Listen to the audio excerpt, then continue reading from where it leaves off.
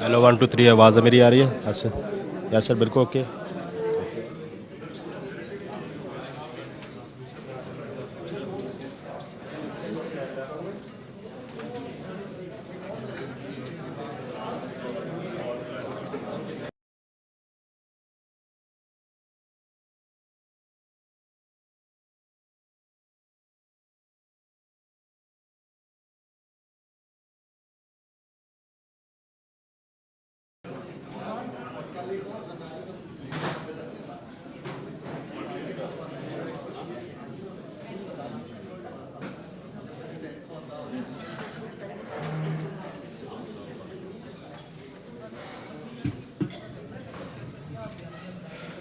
Please सारे बैठ जाएं अपनी जगहों पे.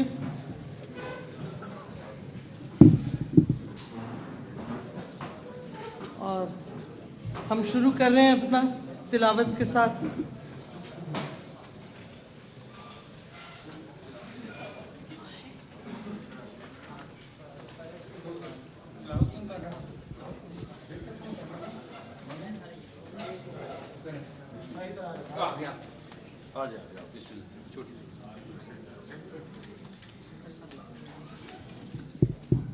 أعوذ بالله من الشيطان الرجيم.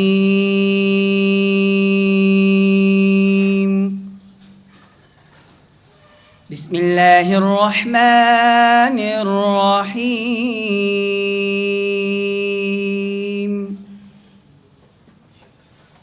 تبت يدا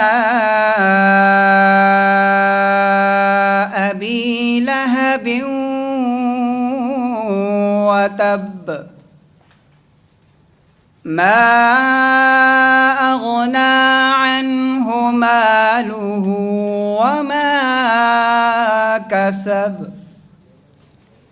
سيصلى نارا ذات لهب وامرأته حمالة الحطب في جيدها حبل من مسد.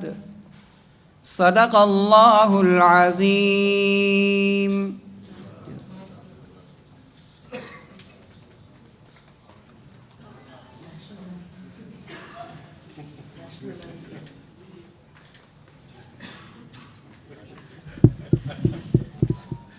करें national anthem. Please stand up for it.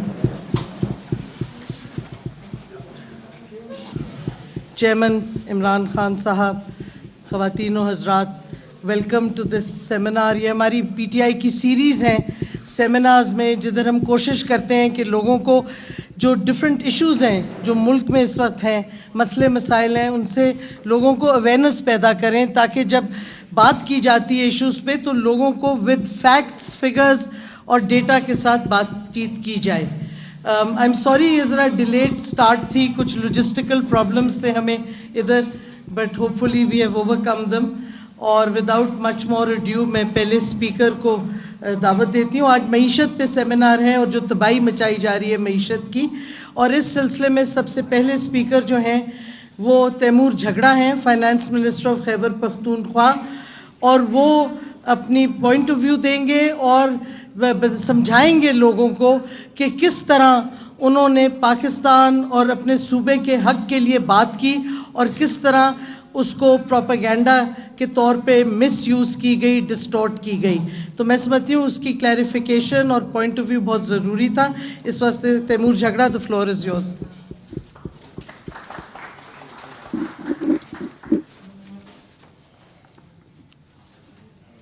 बिस्मिल्लाहिर्रहमानिर्रहीम.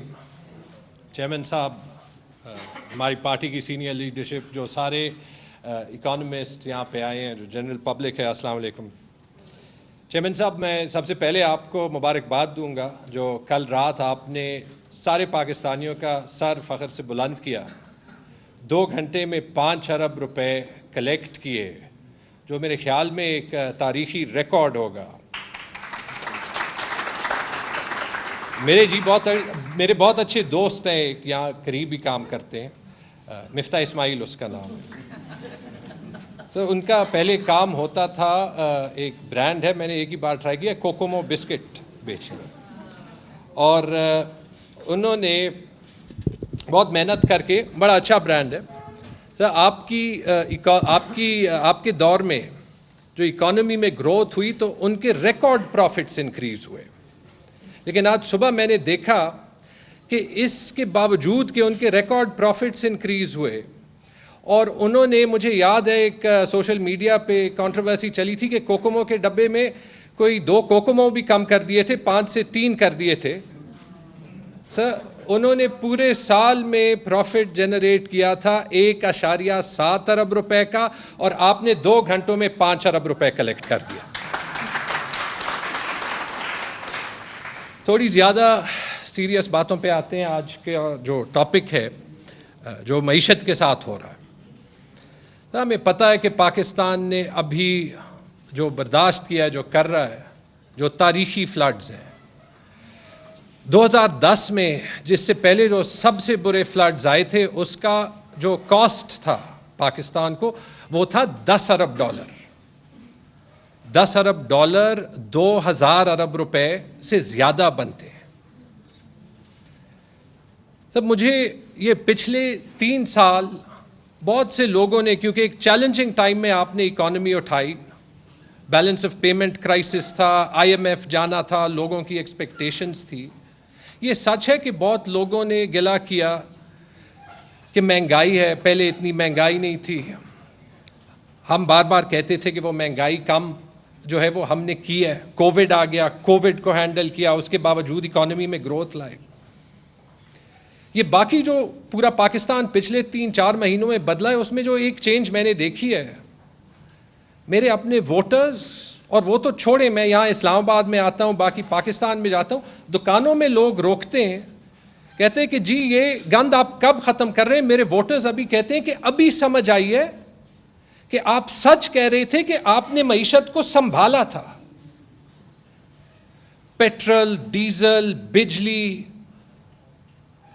ڈالر جو فری فال میں رہا ہے, کسی دن اوپر ہوتا ہے, کسی دن نیچے ہوتا ہے, وہ ساری چیزوں جن پہ سیاست کی, میرے خیال میں ایک طریقے سے تو اس سے بہتر یہ کر نہیں سکتے تھے کہ اپنا اصلی چہرہ پورے پاکستان کو دکھائیں کہ انہوں نے کیا کیا اور آپ نے 3 سال میں کیا کیا. ٹھیک ٹھاک اکانومی چل رہی تھی, ایشوز تھے, لیکن آج نہ انویسٹر آنے کے لیے تیار ہے, نہ لوکل بزنس مین میں کانفیڈنس ہے, اور جو عام آدمی ہے وہ چلا رہا ہے, اور اس میں کوئی ثبوت کی ضرورت نہیں ہے. پنجاب کے الیکشنز لے لیں, جو KP میں بائی الیکشنز ہوئے ہیں وہ دیکھ لیں, کراچی میں ایک ایسے الیکشن دیکھ لیں جہاں پہ آپ نے کیمپین ہی نہیں کیا تھا اور ساری پارٹیوں کو ملا کے آپ کا ووٹ زیادہ ہے. کیوں آ رہا ہے؟ سم تھنگ از چینجڈ, اور وہ یہی ہے. اس میں میرے خیال میں سب سے بڑا فیکٹر یہی ہے کہ ہم لوگوں کو انڈر ایسٹیمیٹ کرتے ہیں. لوگ سمجھتے ہیں کہ معیشت کے ساتھ کیا ہو رہا ہے اور کہ ہمیں تگڑی لیڈرشپ کی ضرورت ہے. تو میرے خیال میں اکانومی کو ٹھیک کرنے میں 5 چیزوں کی ضرورت ہوتی ہے. پاکستان کے کانٹیکسٹ میں میں بات کر رہا ہوں. 4 سال یہ ایک ہی جاب سنبھالا. ایکسپورٹس آپ نے زیادہ کیے جو 10 سال نہیں زیادہ ہوئے تھے. فورن ڈائریکٹ انویسٹمنٹ اور ریمیٹنسز دونوں زیادہ ہوئے. ریمیٹنسز تو ریکارڈ لیول پہ گئے, جس سے جو ہے ہمارا بیلنس آف پیمنٹس کنٹرول ہوا.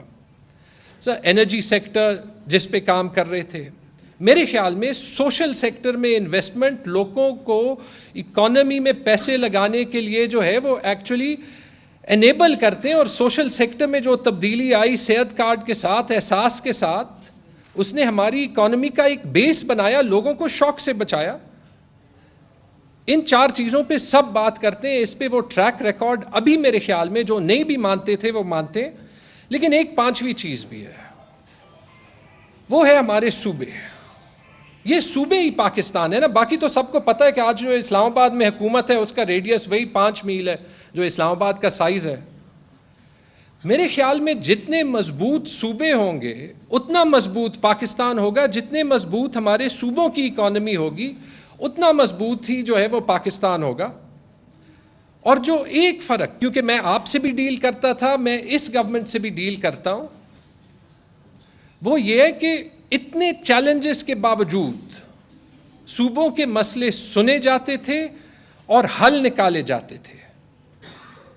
اسی لیے اور آپ کی سپورٹ کی وجہ سے بالخصوص میں تو پرسنلی کہہ سکتا ہوں کہ جو آپ نے سپورٹ دی اس کی وجہ سے جو ہم نے خیبر پختونخوا میں کیا اس کا ڈویڈنڈ یہ فلڈز میں بھی نظر آ رہا ہے. یہ نہیں کہ فلڈ سے تباہی نہیں ہوئی, لیکن اس کے باوجود جب ہم فیلڈ میں جاتے ہیں لوگ خوش کیوں ہوتے ہیں؟ انہوں نے گورنمنٹ کی ایفرٹ دیکھی ہے. نوشہرہ میں خود گیا ہوں, جو امبینکمنٹس وہاں پہ بنائے ہیں اس نے میرے خیال میں پوری پشاور ویلی کو جو ہے وہ تباہی سے بچایا ہے. چارسدہ میں میں نے دیکھا ہے چھوٹی انویسٹمنٹس ہوئی ہیں لیکن ان کا ایک امپیکٹ آیا ہے سب. بلکہ ایک انٹرسٹنگ چیز میں نے دیکھا, میں پرسوں پشاور میں پھر رہا تھا, ہر ولیج کاؤنسل میں 15 ولیج کاؤنسلز افیکٹڈ تھے پشاور میں, ہر ولیج کاؤنسل میں ریلیف لیڈ کر رہا تھا ہمارا ولیج ناظم. ولیج ناظم کا کانسیپٹ تو پہلے تھا ہی نہیں پاکستان میں. یہ تو ہم نے گورننس چینج کیا, لوکل گورنمنٹ لائے, وہ لوکل گورنمنٹ کمیونٹی لیول پہ لے کے گئے, اس کا فروٹ ابھی آ رہا ہے. وہ بندہ الیکٹڈ ہے, اس سے فرق نہیں پڑ رہا تھا کہ وہ کون سی پارٹی کا تھا, اس پہ پریشر تھا اس کی, اور جو ایڈمنسٹریشن کا نیکسس تھا وہ دیٹ واز میکنگ, وہ کوئی 50% زیادہ فرق کر رہا تھا. سر ہم نے کیا کیا؟ مجھے کیوں ایک کانفیڈنس تھا کہ پاکستان آگے جا رہا ہے, کہ خیبر پختونخوا اس میں آگے جا رہا ہے. میں اس لیے اس پہ 2-3 منٹ لوں گا کیونکہ اکثر اسلام آباد کی آڈینس کو خیبر پختونخوا کے مسئلوں یا جو ہم کام کرتے ہیں اس کا پتہ نہیں ہوتا. جب ایک نیگیٹو ہیڈ لائن ہی آتی ہے, کوئی خطوہ تھی انہوں نے پروپیگیٹ کرنا ہوتا ہے, تو تب ہیڈ لائن ضرور بنتے ہیں. سر 3 سال میں ریونیو 2.5 گنا بڑھایا. یہ ایک چھوٹا صوبہ ہے, یہاں کبھی ریونیو کی بات ہی نہیں ہوتی تھی. 3 سال میں ہماری جو ریونیو اتھارٹی ہے وہ 10 ارب سے 30 ارب تک گئی, وہ ریونیو تو 3 گنا بڑھایا. گورنمنٹ کا پورا جو گورنمنٹ کا جو پورا پیراڈائم ہے وہ چینج کیا فائنینشیل مینجمنٹ میں. پینشن ریفارم, آج یہ پہلا صوبہ نہیں ہے, وفاق نے بھی نہیں کیا, جہاں پہ صرف پینشن رولز نہیں چینج ہوئے, جیسے پوری دنیا میں ہوتا ہے. ایک کنٹریبیوٹری پینشن فنڈ بن گیا جس میں جو نئے امپلائیز آ رہے ہیں وہ اپنے پیسے ڈال رہے ہیں, اور اس کی وجہ سے کبھی ان کو مسئلہ نہیں ہوگا پینشن کا, کیونکہ یہ وہ ایشو ہے جس میں ایک وقت میں ہمارا بجٹ سے 1% سے کم پیسہ جاتا تھا, ابھی 20% سے زیادہ جاتا ہے. اور کچھ ادارے ایسے ہیں جو پینشن نہیں دے سکتے. ریلویز ہے, 1,50,000 ریلویز کے امپلائیز بغیر پینشن کے مہینوں سے بیٹھے ہوئے ہیں, فنڈ نہیں کر سکتے. تو سب سے انٹرسٹنگ بات یہ ہے کہ یہ مشکل ریفارم کیا ہے 5ویں سال میں. کون سی پولیٹیکل گورنمنٹ میں یہ کرج ہوتی ہے کہ وہ 5ویں سال میں وہ ریفارم کرے جو پاکستان میں کبھی پہلے کسی نے کیا نہیں ہے. ڈیولپمنٹ فریم ورک, اس کا امپیکٹ میں نے بتایا. یہ فلڈز میں ریسکیو سروس 2010 میں تھی نہیں, پچھلے 3 سال میں ہم نے 7 ڈسٹرکٹ سے ساری خیبر پختونخوا میں بڑھائی. مجھے نوشہرہ کے ڈی سی نے کہا کہ ایک رات میں انہوں نے 21 لوگوں کی جانیں بچائی تھی, کوئی ان کو کہہ ہی نہیں رہا.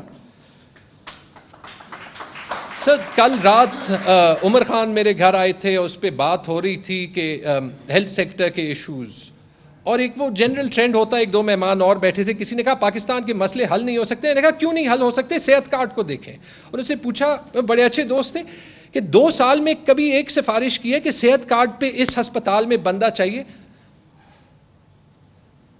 پچھلے سال میں صرف 10 لاکھ فیملیز نے صحت کارڈ اویل کیا ہے. نے کہا ایک سفارش بھی نہیں کی. وہ نارملی بڑے ہاسپٹلز میں, لیڈی ریڈنگ میں یا پرانے زمانے میں یا میو ہاسپٹل میں جانے کے لیے منسٹر سیکرٹری سے سفارش کرانی پڑتی تھی. وہ پورا سسٹم ٹرانسفارم ہو گیا ہے. لیکن یہ سب کچھ کرنے کے لیے چاہیے تھے پیسے. پیسے ملتے تھے, اکانومی گرو کر رہی ہے, اور پیسے ہم لگاتے تھے بغیر انویسٹمنٹ کیے. یہ ہو نہیں سکتا تھا. ہم نے پیسہ جو ہے وہ جمع نہیں کیا.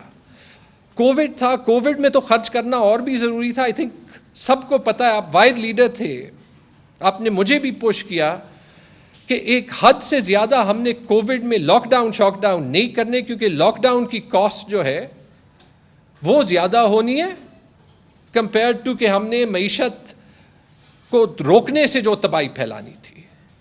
میرے پاس بہت لوگ آئے, سب میرے گھر ایک PMLN کے منسٹر بھی آئے کہ یہ آپ تباہی کر رہے ہیں. میں نے کہا I think the prime minister knows what he is doing. میرے خیال میں ان کو پتہ ہے کہ وہ کیا کر رہے ہیں.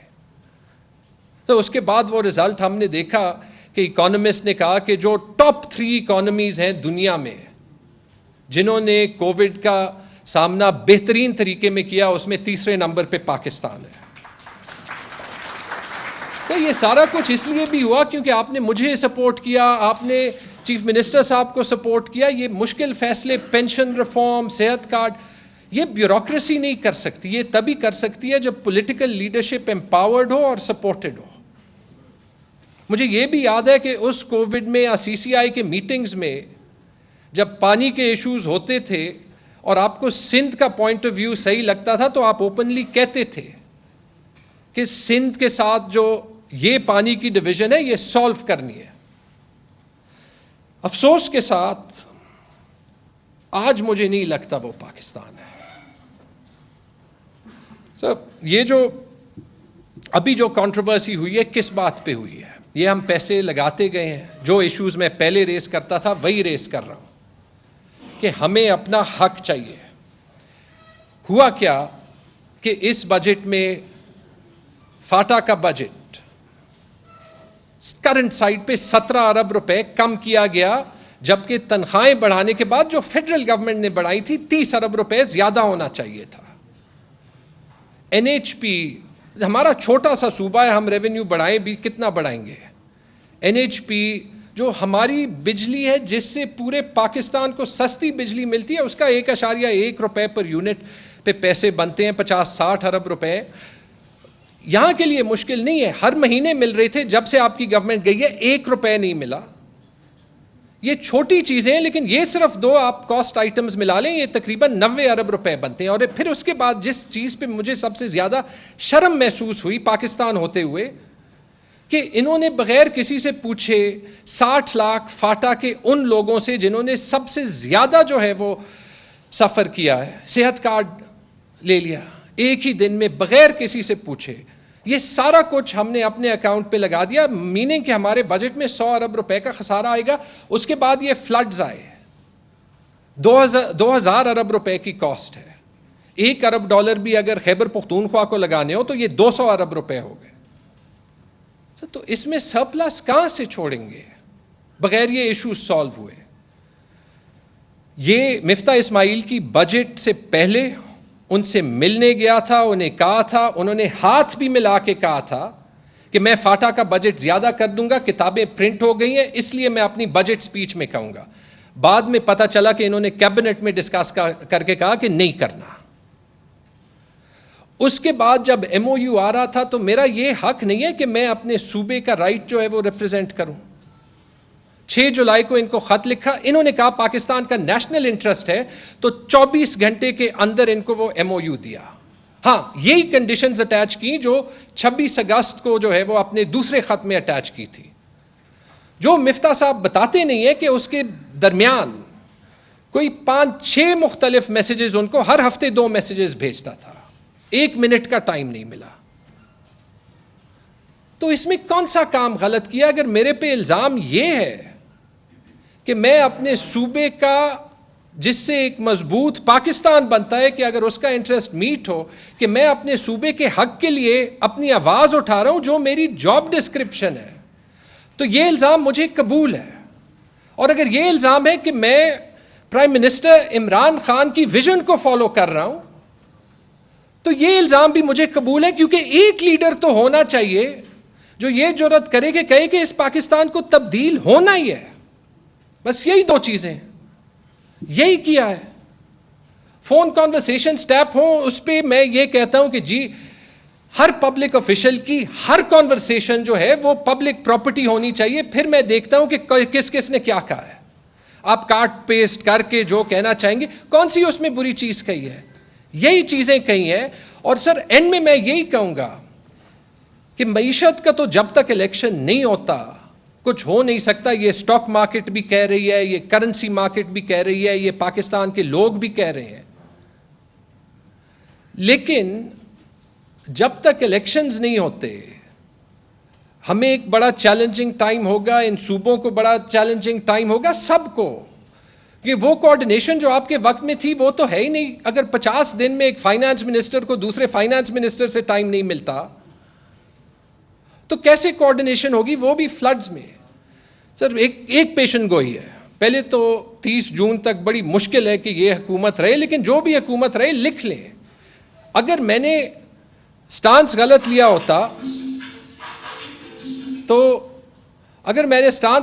ہوتا تو یہ صوبے مل کے 800 ارب روپے 30 جون کو چھوڑ دیتے. تو یہ صوبے, کوئی بھی صوبہ سرپلس نہیں چھوڑ سکے گا, اور یہ شرط IMF بھی مانے گا.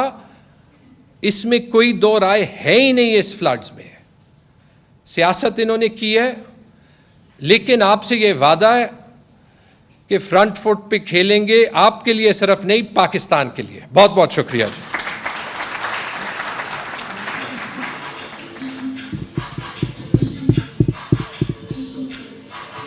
Faisal, maybe if you stop fiddling with the computer, we won't have these interruptions. بہت بہت شکریہ تیمور. اب میں بہت مشہور اکانومسٹ ہیں ثاقب شیرانی صاحب, ان کو دعوت دیتی ہوں کہ وہ آ کے اپنا پریزنٹیشن کریں.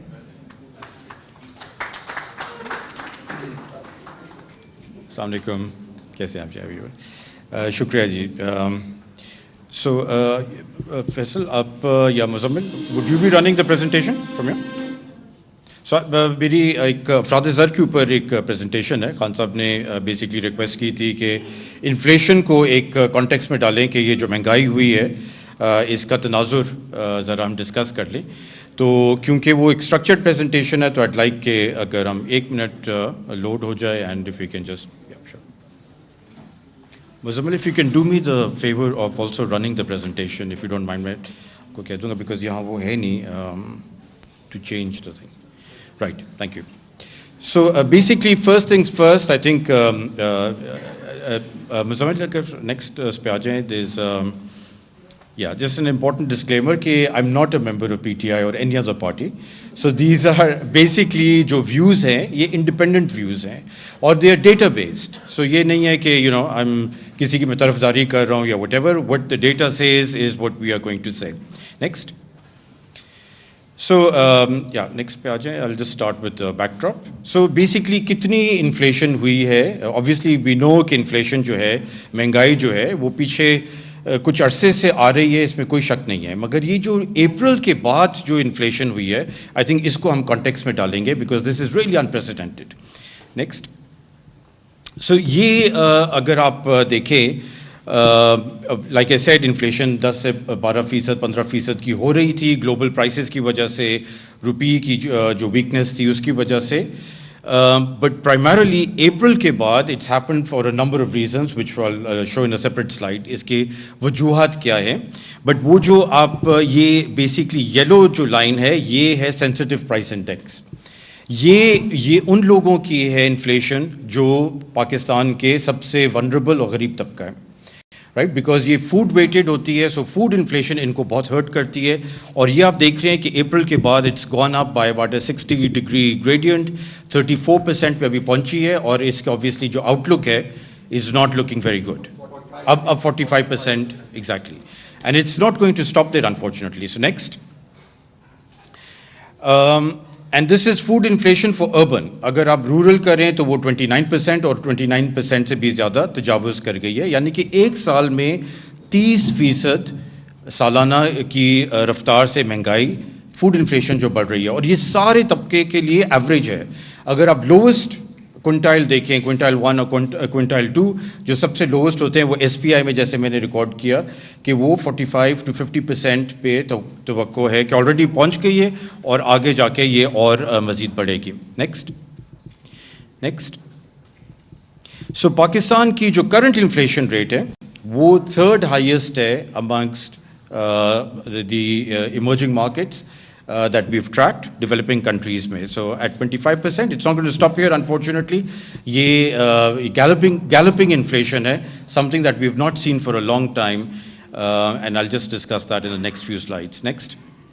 تو یہ جو ہے unprecedented ہے, اور یہ unfortunately پاکستان کی ہسٹری میں, تاریخ میں پہلی مرتبہ ہم ہائپر انفلیشن کی ٹیریٹری میں جا رہے ہیں. اور hyper inflation is not just کہ 50%, 60% انفلیشن ہو. ہائپر انفلیشن یہ ہوتی ہے کہ لوگ جو ہے ان کا بیہیویئر کیسے شیپ ہوتا ہے, what they are doing And what people are doing right now is they're moving into inflation hedges, right? They're moving into physical assets. वो डॉलराइजेशन हो रही थी पहले, रुपए को छोड़ के वो रूपी, पहले तो करेंसी को छोड़ के वो डॉलर्स में जा रहे थे, अब वो रूपी एसेट्स को छोड़ के फिजिकल हेजेस में जा रहे हैं, right? So they are trying to protect themselves from inflation, and this is not really a good thing for the economy, because वो सारी इकोनॉमी का जो निज़ाम है वो दरहम भरम हो जाता है ना. इसकी इकोनॉमिक इम्प्लीकेशन, सोशल इम्प्लीकेशंस मैं बाद में कवर करूंगा. इकोनॉमिक इम्प्लीकेशंस क्या होती है? Next. So obviously this means एक डायनामिक है इकोनॉमिक इंस्टेबिलिटी का, और किसी को अंदाज़ा नहीं है कि कल क्या इन्फ्लेशन होगी, क्या रेट होगा, अगले हफ्ते क्या होगा. और जितने बिजनेसेस हैं उनको कॉन्स्टेंटली हर हफ्ते, और बहुत सारे बिजनेसेस हैं जो ऑलमोस्ट डेली बेसिस पे अपनी प्राइसेस जो है वो एडजस्ट कर रहे होते हैं. इस फ़ज़ा में ना स्पेंडिंग हो सकती है ना इन्वेस्टमेंट हो सकती है. So this is it's going to be a big hit to investor confidence, and just इसकी वजह से ऑब्वियसली हम स्टेबलाइजेशन पॉलिसीज़ अपनाते रहेंगे इस IMF प्रोग्राम में, और एक सक्सेसर IMF प्रोग्राम भी बहुत सारे हम जो इंडिपेंडेंट इकोनॉमिस्ट हैं वी ऑल फोरसी कि unfortunately will be heading into a successor IMF programme. यानी कि बहुत अरसे के लिए Pakistan tight fiscal policies follow करेगा और टाइट मॉनेटरी पॉलिसीज़ फॉलो करेगा और हाई इंटरेस्ट रेट्स रखेगा, और इसकी वजह से ऑब्वियसली नेक्स्ट प्राइवेट कंजम्पशन जो है वो मुतासर होगी, जिसकी वजह से इन्वेस्टमेंट और ग्रोथ जो है फॉर अ प्रोट्रैक्टेड पीरियड. सो ये नहीं कि ट्रांजिटरी इन्फ्लेशन है, right? The governor central bank और द प्रीवियस गवर्नर और the IMF may think a transitory inflation. It's not transitory, unfortunately. This is going to stay for a while, and the policies that we have to adopt to fight this are going to stay for a while. So this is going to suppress the economy and it's going to create joblessness. Next. Now, obviously, factors तो हम सबको पता है क्या है, so I'll just skip through these. Exogenous factors हैं जो हमारे पिछले हुकूमत के भी कंट्रोल में नहीं थे. Next. But कुछ जो है वो domestic या endogenous, policy endogenous factors हैं. And I just want to focus on some of these which are impacting us from April onwards. Next. So ये मैंने highlight किए, और अगर आप इसकी मैग्नीट्यूड्स देखें नेक्स्ट स्लाइड में तो आपको अंदाज़ा होगा कि ये इन्फ्लेशन क्यों इतनी तेज़ी से बढ़ी है. नेक्स्ट. सो अगर कुछ सिलेक्ट आइटम्स की सिर्फ आप प्राइस इंक्रीजेस देखें, 11 अप्रैल को क्या प्राइस थी, और आई थिंक मैंने जून 16 गलती से चेंज नहीं किया, this are actually more current prices. So this is actually as of today. So rupee dollar को अगर आप देखें तो 21%, but at its peak it was much higher, obviously 240, 235, 240, 245 पे क्या हुआ था. फिर अगर आप पेट्रोल की प्राइसेस देखें तो 56% इंक्रीज हुई है 3 महीनों में. नाउ द थिंग इज़ कि ये 3 महीने का इंक्रीज है, अगर आप एनुअलाइज करें तो ऑब्वियसली दिस मीन्स कि it's increase at N annualised rate of 250 to 300%. फिर अगर आप डीजल को देखें सिमिलरली 70% इंक्रीज़ है.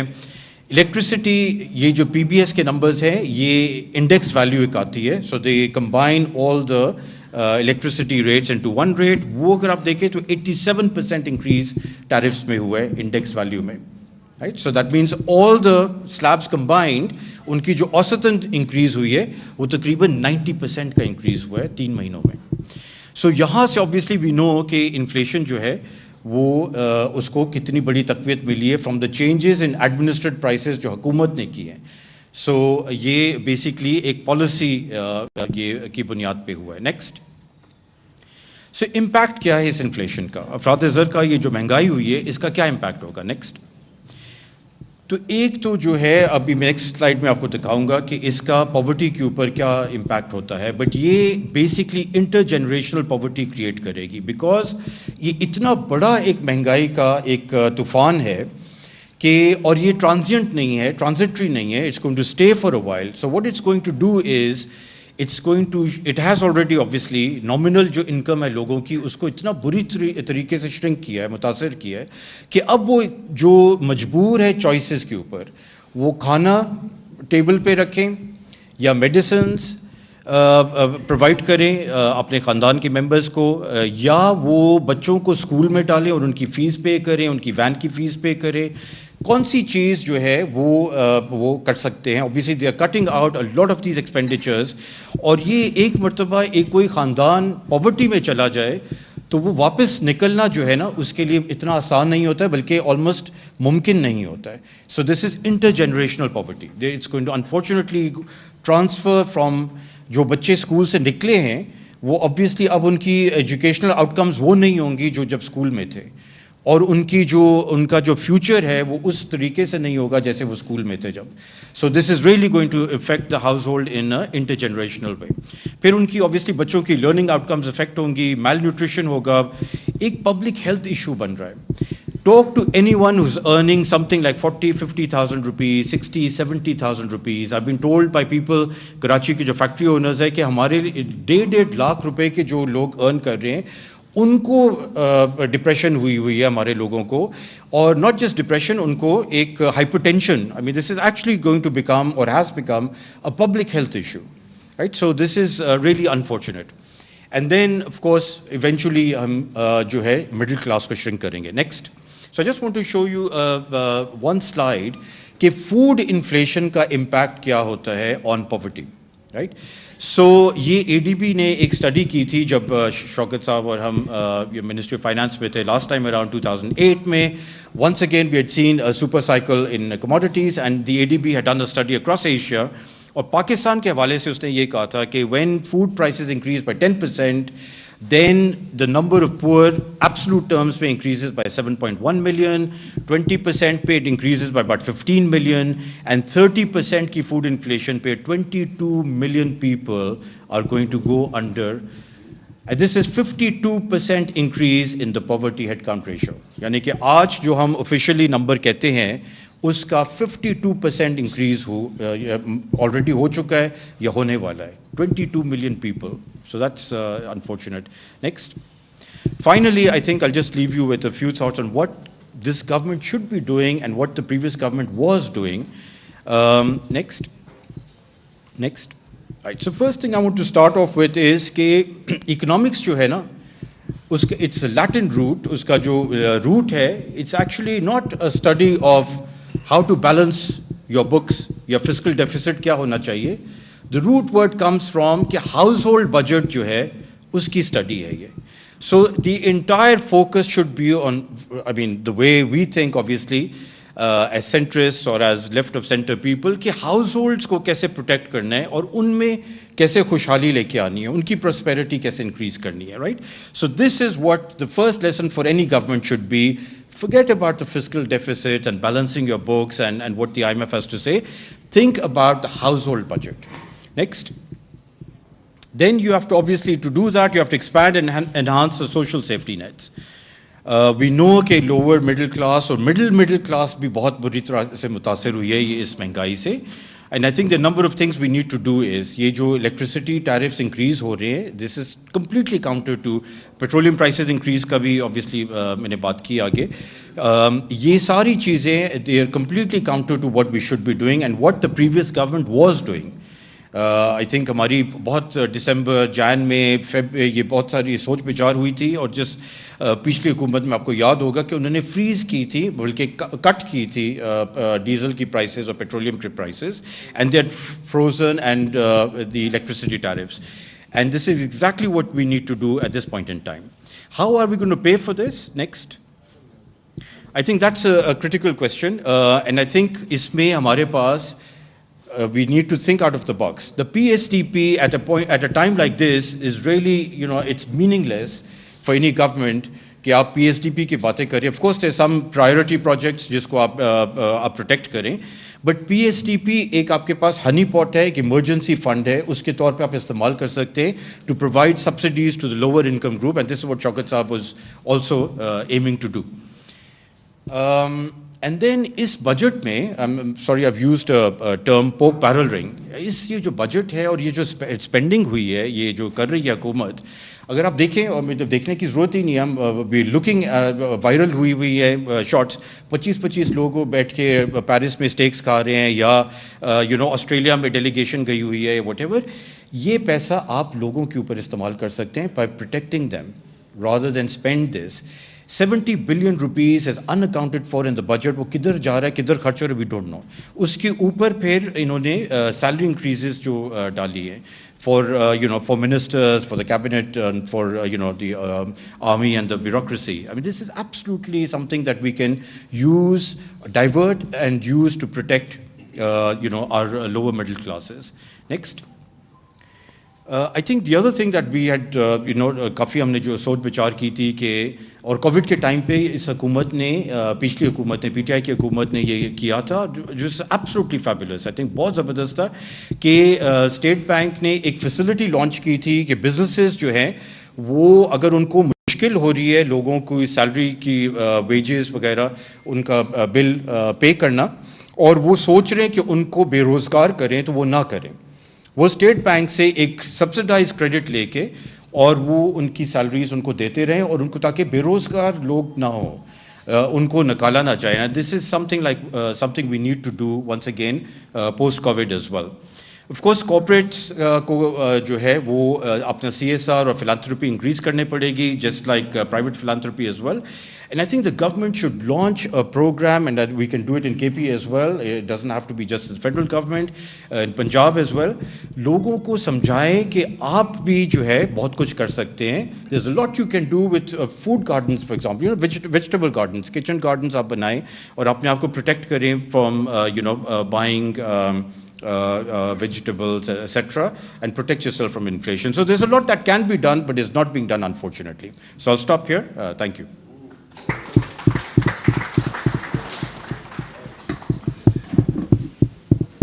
Thank you, Shirani Sahab. That was very informative and educational as well for us.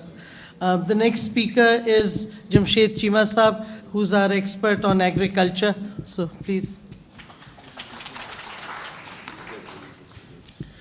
بسم اللہ الرحمن الرحیم. چیئرمین صاحب سر یہ میں جو آج بات کرنے لگا ہوں یہ بڑی کلاسک اگزامپل ہے بیڈ گورننس کی. سو یہاں پہ دو ایکسٹریم ہیں, ایک بیڈ گورننس اور ایک گڈ گورننس, اور دونوں کو جب ڈفرینس دیکھتے ہیں تو نارملی ہم جو پہلے بیڈ گورننس کو کوستے تھے اس سے اور بعض اوقات کنفیوژن ہوتی تھی کہ شاید یہ ٹھیک ہے یا نہیں ٹھیک, یا اتنا لاؤڈ یا اتنا ہارش بولنا ٹھیک ہے یا نہیں ٹھیک, لیکن جب اس کو دیکھتے ہیں تو بالکل ٹھیک لگتا ہے. سر اس میں پہلی بات تو یہ لاس, سر لاس یہ ہوا ہے یہ صرف فصل کا لاس ہے, اس میں اس کا لاس نہیں ہے انفراسٹرکچر کا یا ہاؤسز کا نہیں ہے. یہ تقریباً 1000 بلین کا لاس ہے, 1075 بلین کا, اور اس میں 1042 بلین کا. اس میں سب سے زیادہ لاس ہوا ہے 427 بلین کا فصل کا, وہ سندھ کا ہوا ہے جی. 427 کا سندھ کا ہے, 196 کا پنجاب میں, اور بلوچستان کا 83. کے پی فصل کا لاس بڑا تھوڑا ہے 21 جی. اچھا نیکسٹ سر, دوسری چیز ایشو جو ہے کئی سال سے آ رہا ہے کہ ہم سر معاشرے میں رویے وہ پنپتے ہیں جو اپریشیٹ ہوتے ہیں. کئی سال سے ہم بوٹ پہن رہے ہیں, راشن دے رہے ہیں, دوائیاں لے رہے ہیں, ہیلی کاپٹر سے مطلب آتے ہیں, فوٹو شوٹ کرتے ہیں. اس کو کبھی سوسائٹی نے کنڈیم نہیں کیا. سوسائٹی کو اس کو کنڈیم کرنا پڑے گا. جب تک سوسائٹی یہ بوٹ پہننے کو, راشن کو, میڈیسن کو, ہیلی کاپٹر کو کنڈیم نہیں کرے گی یہ چلتی رہے گی. سو یہاں پہ جو کرنے والے کام ہیں 4 ہیں سر. ڈرین, ڈیم کا ذکر بہت ہو رہا ہے آج کل, سوشل میڈیا پہ دیکھتا ہوں بہت زیادہ اویئرنیس پائی جاتی ہے. ڈرین کا نہیں لوگوں کو پتہ, اور ڈرین کی سر انویسٹمنٹ بہت تھوڑی ہے. With less than $100 million you can save the whole Sindh, جہاں پہ لاس ہوا ہے ایکسپورٹ کا $12 billion کا, $12 billion کا جو لاس ہوا ہے you can save it with less than $100 million. ٹھیک ہے, 4 ڈرین تھے سر یہاں پہ روایتی طور پر 4 ڈرین تھے, 3 بند ہو گئے, 1 چل رہا ہے. اس کی کیپیسٹی ہے 250 mm بارش 5 دنوں میں, 15 دنوں میں وہ ڈرین آؤٹ کرتا ہے. چاہیے یہ کہ 500 mm کی بارش ہو اور 15 دنوں میں ڈرین آؤٹ کر دے. آپ کی یہاں پہ 4 ملین بیلز سروائیو کرتی ہیں. 4 ملین بیلز. سندھ کی سر پیداوار 30 من ہوتی ہے, اوسط ہم ٹارگیٹ لیتے ہیں. پنجاب کی 21 من ہوتی ہے. پنجاب سے 9 من سندھ کی پیداوار زیادہ ہے, میرپور ڈویژن اور حیدرآباد ڈویژن کی, اور سکھر ڈویژن کی بھی. سر اگلی جو بات ہے اس میں کہ مسٹ بی کنڈیم جو ہے وہ ہے کہ یہ جو لیفٹ سائڈ پہ رائٹ سائڈ جو ہونا چاہیے.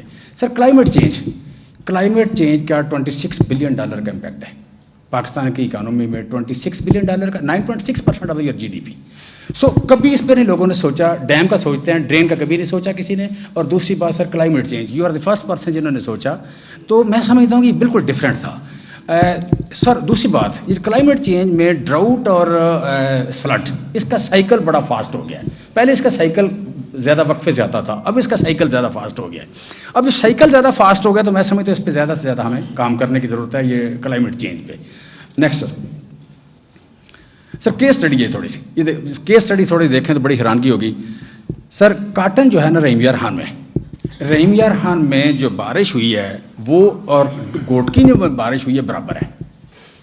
میں نے مئی جون کے جو 60 ڈیز کی بارش لے کے آیا ہوں, آگے آتی ہے, یہ آلموسٹ برابر ہے. برابر بارش میں وہاں لاس ہوا ہے 12%, سکھر میں لاس ہوا ہے 90%, 12 اور 90. سر دوسری اس میں اگلی اگر بات دیکھیں, رائس گجرانوالہ, سیالکوٹ, گجرات, لاہور, شیہوپورہ, یہاں کی بارش اور آپ کی بدین کی بارش اور یو کین سے کہ لاڑکانہ اور جیکب آباد کی بارش, یہ برابر بارش ہے.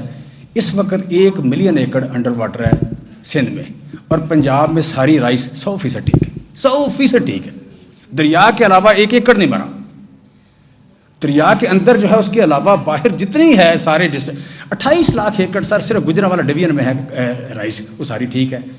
28 لاکھ ایکڑ پورے سندھ میں ہے تقریباً, you can say it's around 19 lakh acre. 19 lakh acre میں سے 11 لاکھ انڈر واٹر ہے. سر اس میں اگلی بات جو ہے, اور پھر ہم یہ دیکھتے ہیں سر اس میں راجن پور میں جو لاس ہوا ہے. سر راجن پور میں وہ لاس ہوا ہے جو کام ہم نے ڈیرہ اسماعیل خان میں آپ نے کیا تھا, وہ ہم راجن پور میں نہیں کر سکے, وہ ہم تونسا میں نہیں کر سکے. اگر آپ نے ڈیرہ اسماعیل ہمیں گومل زام کا 1.1 ملین ایکڑ فٹ کا ڈیم نہ کمپلیٹ ہوتا تو آج وہاں شاید ڈیرہ اسماعیل ہاں بھی نہ ہوتا. اور جو 2 نئے ڈیم کا آپ نے گومل زام کا اور حیدر زام کا, ٹانک زام کا اور حیدر زام کا پورا کیا تھا, 5 دریا وہاں بنتے ہیں. اسی طرح کے 8 سے 10 ڈیم آپ کو بنانے پڑیں گے ڈیرہ اسماعیل کیا نام ہے راجن پور میں بھی اور ڈی جی خان میں بھی. اور یہ 27 ملین ایکڑ فٹ پانی ہے. پورے پاکستان میں کوئی بندہ انڈس واٹر کے باہر کوئی بات ہی نہیں کرتا.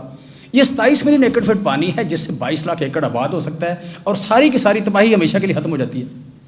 سو اس میں سمجھتا ہوں کہ ہمیں ڈرین, ڈیم اور تیسرا جو آپ کہہ لیں کہ یو کین سے دس کلائمیٹ چینج, اس تینوں پہ جانا چاہیے. سر اسی کیس اسٹڈی کی اگلی جو بات کر رہا ہوں میں کہ ہم نے تو نیچر کے بنائے ہوئے اصولوں کو بھی چھوڑ دیا. سر 3 جو ڈرین نکلتی تھی, ایک نکلتی تھی کیا نام ہے اس میں کشمور سے, اور دوسری اس میں ڈیرہ جمالی سے. یہ مل کے جا کے سے کہتے ہیں رائٹ بینک آؤٹ فل ڈرین. آؤٹ فل ڈرین جو تھی رائٹ بینک, یہ دریائے سندھ کے رائٹ سائڈ پہ جاتی ہے. اس نے سارا پانی لے کے جانا ہوتا ہے یہاں پہ, اس ڈرین پہ آگے قبضے ہو گئے, ڈرین 100% بند ہو گئی. 2010 میں جب سیلاب آیا تھا تو جب انہوں نے دیکھا کہ سکھر بیراج پورا پانی نہیں گزار سکتا تو پیچھے سے توڑا گیا پانی توڑا گیا, تو یہ سارے کا سارا علاقہ جو یہ تھا ڈویژن لاڑکانہ اور یہ وہ سارا, یہ کوئی 10 ڈسٹرکٹ ڈوب گئے بلوچستان کے اور پنجاب کے, اس کے سندھ کے. اب اس سال جو بارشوں کا پانی آیا ہے وہ ڈرین بند ہونے کی وجہ سے وہ یہ سارے کے سارے ڈوب گئے. یہ دونوں ڈویژن ڈوب گئے, رائس کے دونوں ڈویژن ڈوب گئے. کہ وہ ایک ڈرین پہ آپ نے, وہ نیچرل تھی, اس کا پانی جاتا تھا منچر جھیل میں, منچر جھیل سے پھر آگے سمندر میں جاتا تھا. وہ راستے میں نارملی آپ کو پتہ ہے جہاں واٹر فرنٹ کا ذکر ہوتا ہے کہ جہاں کہیں پانی ہوتا ہے اس کے اوپر آبادی ہوتی ہے. پانی جہاں آبادی تھی اس نے تھوڑا آگے بڑھا کے ڈرین کے اندر وہ پرتی ڈالی اور مکان بنا لیے, لہٰذا وہ نیچرل ڈرین بند ہو گئی. پھر یہ جو لیفٹ بینک ہے سر, لیفٹ بینک ہم نے کبھی نہیں سوچا, یہ ہمیں ورلڈ بینک نے 87 میں دیا, پیپلز پارٹی گورنمنٹ آئی انہوں نے بند کر دیا, پھر ان کو گئے تو ان کے بعد دوبارہ بنا, یہ 97 میں کمپلیٹ ہوا. اس وقت اگر 1 مہینے میں اگلے میں پانی نکلنا ہے تو لیفٹ بینک سے نکلنا ہے, لیکن اس کی کیپیسٹی تھوڑی ہے, اس کی کیپیسٹی بڑھانے کی ضرورت ہے. یہ کوئی اراؤنڈ $80 ملین کی بنی تھی, میں سمجھتا ہوں اس کو ایکسپینڈ کر لیں گے تو آپ کا سارا علاقہ یہ ٹھیک ہو جائے گا جی. سو میں سمجھتا ہوں یہاں چونکہ وزیر خزانہ بھی بیٹھے ہیں, دونوں صوبائی بھی اور دوسرے بھی, وزیر اعظم بھی سابق بیٹھے ہیں, پلاننگ والے بھی. سر ڈیم کا ذکر ہوتا ہے, ڈرین کا ذکر جو ہے, ڈرین کے بڑے تھوڑے پیسوں سے آپ, اور آپ کا سر کبھی بھی آپ کا جو لاس ہے یہ دریا کے اندر نہیں ہوتا. دریا کے اندر ہمیشہ ٹیمپریری اسٹیبلشمنٹ ہوتی ہے, چھوٹی فصلیں ہوتی ہیں, ہائی ویلیو کراپ نہیں ہوتی, اور دریا ہمیشہ 99% کیسز میں بند کے اندر رہتا ہے. میکسیمم لاس آپ کے اسٹیبلش ایریا میں ہوتا ہے اور بارش کا ہوتا ہے. اور اس بارش کو جب ڈرین نہیں کر سکتے تو اس کا لاس زیادہ ہوتا ہے ہمیشہ. آپ کوئی بھی کیس اسٹڈی کر لیں کسی بھی فلڈ کی, میکسیمم لاس جو ہے وہ آپ کا اسٹیبلش ایریا میں, اریگیٹڈ ایریا میں ہوتا ہے. سو یہاں بھی آپ کو جو لاس نظر کم آ رہا ہے کے پی کا, اس کی وجہ یہ ہے کہ یہاں دریا کا لاس ہے صرف, دوسرا ڈرین کا لاس نہیں ہے. پنجاب میں جو لاس آپ کو نہیں نظر آ رہا وہ یہ ہے کہ پنجاب کے سارے ڈرین جو فنکشنل تھے, سیالکوٹ کے سارے 5 نالے 6 نالے آپ نے پڑھے ہیں بچپن میں, میں نے بھی پڑھے ہیں, آپ نے لاہور کے پڑھے ہیں, گجرانوالے کے سارے نالے فنکشنل تھے, ٹھیک ہے. رحیم یارہاں کے سارے نالے یہاں بیٹھے ہوئے مخدوم صاحب بتائیں گے وہ فنکشنل تھے, لہٰذا بچ گیا وہ. سر بارش کے حوالے سے نیکسٹ کروں. نیکسٹ سر یہ بارش بدین میں 642 mm, سیالکوٹ میں 620 mm, جیکب آباد میں 781 اور آپ کے پاس گجرات میں 765. یہ بارش ہے. یہ جو وہاں بیٹھ کے ٹی وی پہ بیٹھتے ہیں اور ایک آتا ہے اینکر آتا ہے ہمیں بتاتا ہے کہ سر وہ وہاں انپریسیڈنٹڈ بارش ہو گئی 700 ٹائم. میں نے کہا 700 ٹائم نہیں 7 گنا کہہ لیں, 700 ٹائمز نہیں ہے, 700% جو 7 گنا ہوتی ہے, 700 ٹائم نہیں ہوتی. تو وہ اسٹوری اس سے بناتے ہیں کہ جناب وہ بڑا نقصان, اصل میں یہ مینیجیبل نہیں تھا. سر یہ صورتحال ہے. سکھر میں 550 اور اس کے سامنے رحیم یارہاں میں 416. سیم بارش ہے, رحیم یارہاں بچ گیا, سکھر ڈوب گیا. سیم بارش ہے سیالکوٹ کو, گجرات کو, گجرانوالہ کو, جہلم کو کچھ نہیں ہوا. اسلام آباد اور جہلم میں جو بارش ہے اتنی ہی بارش کراچی میں ہوئی ہے, کراچی ڈوب گیا, جہلم بچ گیا. Sir next. Sir after effects کیا ہے؟ سر بڑی دیر سے میں کہہ رہا تھا کہ یہ آپ کہہ لیں کہ جی ڈی پی اس سال مائنس جائے گا. وہ میں سمجھتا ہوں کہ اب کنفرم ہو رہا ہے کہ جی ڈی پی مائنس جائے گا. آپ کی 4 ملین بیل کم از کم ہوگی. 4 ملین بیل کا مطلب تقریباً $12 ارب کی ایکسپورٹ بنتی ہے جی. پاورٹی نمبر بڑی تیزی سے انکریز ہو رہا ہے. سر یہ ایک ایسا ایشو ہے جو شیرانی صاحب نے بات کی ہے, یہ جتنا اس وقت اور فوڈ انفلیشن سے ریلیٹ کیا ہے, یہ ایک ایسا ایشو ہے جس کو بڑا میں سمجھتا ہوں ہمیں آپ بڑے بزی ہیں لیکن آپ کو ٹائم دینا پڑے گا, اس پہ بیٹھ کے کام کرنے کی ضرورت ہے. 2 صوبوں میں ہماری حکومت ہے, فوڈ پرائم رسپانسبلٹی ہماری, میں سمجھتا ہوں ہمیں کچھ نہ کوئی کام اس پہ کرنا پڑے گا اور بڑا کوئی ایکسٹرا آرڈنری کام کرنا پڑے گا. روٹین سے کام اس پہ نہیں ہوگا جی. اربن مائگریشن سر بہت زیادہ. سر اس وقت جو 2 آپ کہہ لیں 3 ڈویژن جو ہیں ان میں دیہاتوں میں ساروں میں 4 فٹ 3 فٹ 5 فٹ پانی کھڑا ہے. سانگڑ میں سارے میں پانی کھڑا ہے, آپ کہہ لیں کہ میرپور میں کھڑا ہے, عمر کوٹ میں پانی کھڑا ہے, حیدرآباد میں پانی کھڑا ہے. وہاں کے دیہاتوں کے لوگ شفٹ ہو رہے ہیں شہروں کو. اب نہ ان کے پاس روزگار ہے نہ ان کے پاس اسکل ہے. وہ جب شہر چلے جائیں گے تو شہر گیا ہوا بندہ واپس نہیں آتا. سو مجھے سمجھ آ رہی ہے کہ وہاں ایک نئے شینٹی ٹاؤن کا ایک پورا سیلاب آ رہا ہے, بے روزگاری کا ایک نیا سیلاب آ رہا ہے, اور لوگ زراعت سے نکل کے جہاں پہ ان کا کام تھا, جہاں ان کی اسکل تھی, اس سے نکل کے باہر جا رہے ہیں. So it will be another havoc. دوسرا اچھا اربن مائگریشن, ان امپلائمنٹ اور فوڈ انفلیشن. جی next. Sir cotton 4 million bale, rice 2 million bale, اس سے ایکسپورٹ آپ کی کم ہو جائے گی. بیٹا ایک منٹ پیچھے. اچھا severe shortage of vegetable fruits, وہ آپ کے سامنے ٹماٹر کا ریٹ آ رہا ہے, آپ کے پاس دوسرا آ رہا ہے. لائف اسٹاک نمبر جو ہے یہ تقریباً سر 7 لاکھ بتا رہے ہیں لیکن 15 لاکھ کے لگ بھگ لائف اسٹاک نمبر گیا ہے اور کوئی 300 کے لگ بھگ فوڈ سیکورٹی ایشو بن رہا ہے. سر اس میں یہ ہو رہا ہے کہ چائنا کے سال یو کین سے کہ 9 ملین ٹن چائنا گندم امپورٹ کر رہا ہے, اور گندم ہسٹوریکلی 70 ڈیز کا اسٹاک رہ گیا ورلڈ وائڈ. مائسچر کم ہے, چائنا میں بھی کم ہے اور ہیٹ ویو کی وجہ سے, اور کیا نام ہے یورپ میں بھی کم ہے. لہٰذا یہ ایک دوبارہ فوڈ پرائسیں بڑھتی ہوئی نظر آ رہی ہے. یہ نیکسٹ. سر وے فارورڈ یہ ہے کہ اس ملک میں بڑی ایکسپلائٹیشن ہوئی ہے. غریب کو بتایا جاتا ہے اللہ کی مرضی. اللہ کی مرضی نے اس ملک کے غریبوں کا بڑا نقصان کیا ہے. جب بھی اس کا نقصان ہوتا ہے اس کہتے ہیں اللہ کی مرضی. دوسرا کیا کہتے ہیں جی, اللہ کی مرضی اور گناہوں کی سزا. ماشاء اللہ, یہ بھی مطلب ماشاء اللہ ہم انہوں کہتے ہیں کہ گناہوں کی, ہمارے اپنے گناہوں کی سزا ہے. پھر تیسری آج کل آ رہی ہے سیاست نہ کریں. سر جب بھی کوئی ایشو آتا ہے اس وقت لوگ people are more prone to listen. اس وقت میں سمجھتا ہوں آڈٹ, ہمیں ہسٹری کی بات کرنی چاہیے کہ ہسٹری کو ٹھیک ہونا چاہیے اور آڈٹ ہونا چاہیے کسی بھی چیز کا, اس پہ ڈسکشن ہونی چاہیے. کیوں مطلب یہ بات آج بھی لوگوں کو نہیں پتا, پاکستان کے 99.999% لوگوں کو نہیں پتا کہ ڈرین نہ ہونے کی وجہ سے ہوا ہے. اس کی بات ہونی چاہیے. اس کی اگر ہم بات نہیں کریں گے تو یہ آئیں گے, 4 فوٹو کھنچائیں گے, کچھ پیسے دیں گے, پیسے دے کے دوبارہ کرنے کے لیے چلے جائیں گے. سر نیکسٹ جو ہے پاورٹی ایلیویشن کے لیے زراعت کا. سر یہ ورلڈ بینک کا ڈیٹا ہے کہ $1 جو خرچ کرتے ہیں 4 گنا زیادہ غربت کا خاتمہ کرتا ہے. سو میں سمجھتا ہوں کہ پاورٹی جس طرح بڑھ رہی ہے زراعت کے لیے اسپیشلی آپ کو فوکس کرنا پڑے گا, اور دوسرا اربن مائیگریشن جو ہے اس کو روکنا اور ان امپلائمنٹ روکنا یہ بڑا ضروری ہو گیا. دوسرا سر, حکومت آپ کی آ جانی ہے, nobody can stop it, nobody can stop it. سب سے خطرناک چورن تھا غداری کا, سب سے خطرناک چورن تھا ملک دشمنی کا, سب سے خطرناک چورن تھا, وہ بیچ لیا لوگوں نے, بہت بیچ لیا. سر کسی نے ایک قطرہ بھی ان کو لفٹ نہیں کرائی, اتنا بیچا کہ ہم ٹی وی پہ جانے سے پہلے جاتے ہی انہیں کہہ دیتے کہ ہمیں غداری کا لفظ نہ کہنا, ہم نہیں ڈرتے غداری سے, کہنا پڑتا تھا, تب منہ بند ہوتا تھا, ہم بار بار کہنا کہ شٹ یور ماؤتھ آپ. سو سر اب کوئی بندہ روک نہیں سکتا, آپ تیاری کریں. پی ایم جو کہ 15 پرائرٹی ایریاز تھے, جتنا میں غور کرتا ہوں سر, کنفیوشس کہتا ہے جب فلاسفر حکمران ہوتے ہیں تو شہر چین کی نیند سوتے ہیں, جب فلاسفر حکمران ہوتے ہیں تو شہر چین کی نیند سوتے ہیں. آپ نے اس ملک میں وہ کام کیے ہیں, متھ کو بریک کیا ہے. متھ سر یہاں کا دنیا کا سارا نظام, سارے قوانین پیغمبروں کے ہیں اور اس کے بعد فلاسفرز کے ہیں, اور فلاسفر جو ہے وہ آپ نے سارا کام فلاسفر کیا ہے. فلاسفر متھ بریک کرتا ہے. یہ جو بندے نے متھ بیان کرنا یہ کوئی کام نہیں ہے, یہ تو مطلب چرب زبان بولتے ہیں, بیٹھ کے بولتے ہیں بیٹھکوں میں بیٹھ کے. بیسیکلی متھ بریک آپ نے کیا ہے کہ یہاں کہا جاتا ہے روٹی کپڑا مکان, اور اس کے بعد کہا گیا تعلیم صحت. یہاں پہ پہلی ضرورت صاف ہوا ہے, کلائمیٹ چینج, وہ عمران خان نے لایا. دوسری ضرورت صاف ہوا ہے, صاف پانی ہے, میٹھا صاف پانی, اس کو سٹور کرنا, وہ آپ نے شروع کیا. اور تیسری بات سوشل اینڈ اکنامک جسٹس, یہ بھی آپ لے کے آئے. سو میں سمجھتا ہوں جو 15 ایریاز تھے انہی کو زیادہ کمٹمنٹ سے لے کے ہمیں چلنا پڑے گا. آج ہی ہم ان کو کیسے زیادہ اچھے انداز میں ایگزیکیوٹ کر پلان کر لیں انشاءاللہ. نو ایشو کہ ہم یو کین سے کہ ہاں سر لاسٹ بات, ہاں اگلی سر یہ سر میں پچھلی جو آپ کا سیمینار تھا اس میں یہ پریزنٹیشن تھی میری, ایک سلائڈ اپنا شری بہن یہ پچھلی میں رہ گئی تھی. یہ ہے سر, اس کا جو سورس ہے ایف اے او ہے, یو ایس ڈی اے ہے, اور اکنامک سروے آف پاکستان ہے.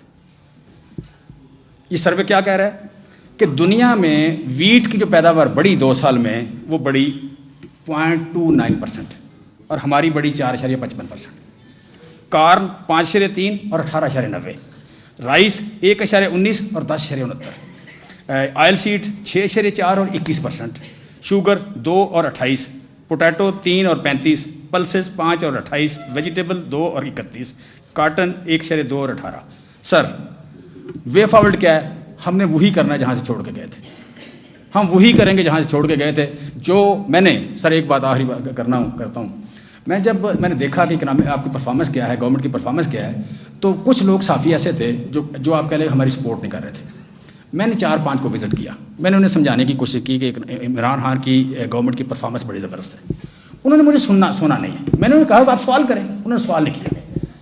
جب ایک ہی ٹرینڈ سامنے آیا تو مجھے سمجھ لگ گئی کہ ان کو کہا کیا گیا ہے کہ جی عمران خان بڑا نیک آدمی ہے, بڑا اچھا آدمی ہے, لیکن پرفارمنس اتنی اچھی نہیں ہے, تاکہ کبھی خدا نخواستہ کو اس طرح کرنا پڑے تو آسانی سے کر لیں.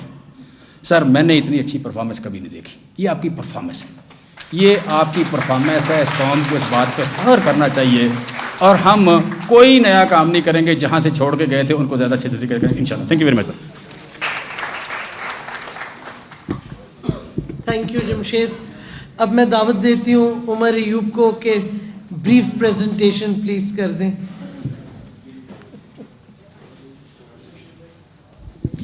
بسم اللہ الرحمن الرحیم. ڈاکٹر صاحبہ میرے لیے بریف ہو گیا. گریٹ. جناب چیئرمین اینڈ پرائم منسٹر صاحب اینڈ ہمارے مستقبل کے پرائم منسٹر صاحب عمران خان صاحب, خواتین و حضرات السلام علیکم. آگے کیجیے گا. سر مجھے شوکت ترین صاحب نے آج صبح کہا کہ آپ نے پریزنٹیشن دینی ہے 11 بجے, تو اکٹھا کیا مواد. سب سے پہلے سر میں یہ بات کرنا چاہتا ہوں کہ آپ کو جس وقت اکانومی ملی تو ایک مووی خواتین و حضرات آپ نے دیکھی ہوگی, دا پرفیکٹ اسٹارم.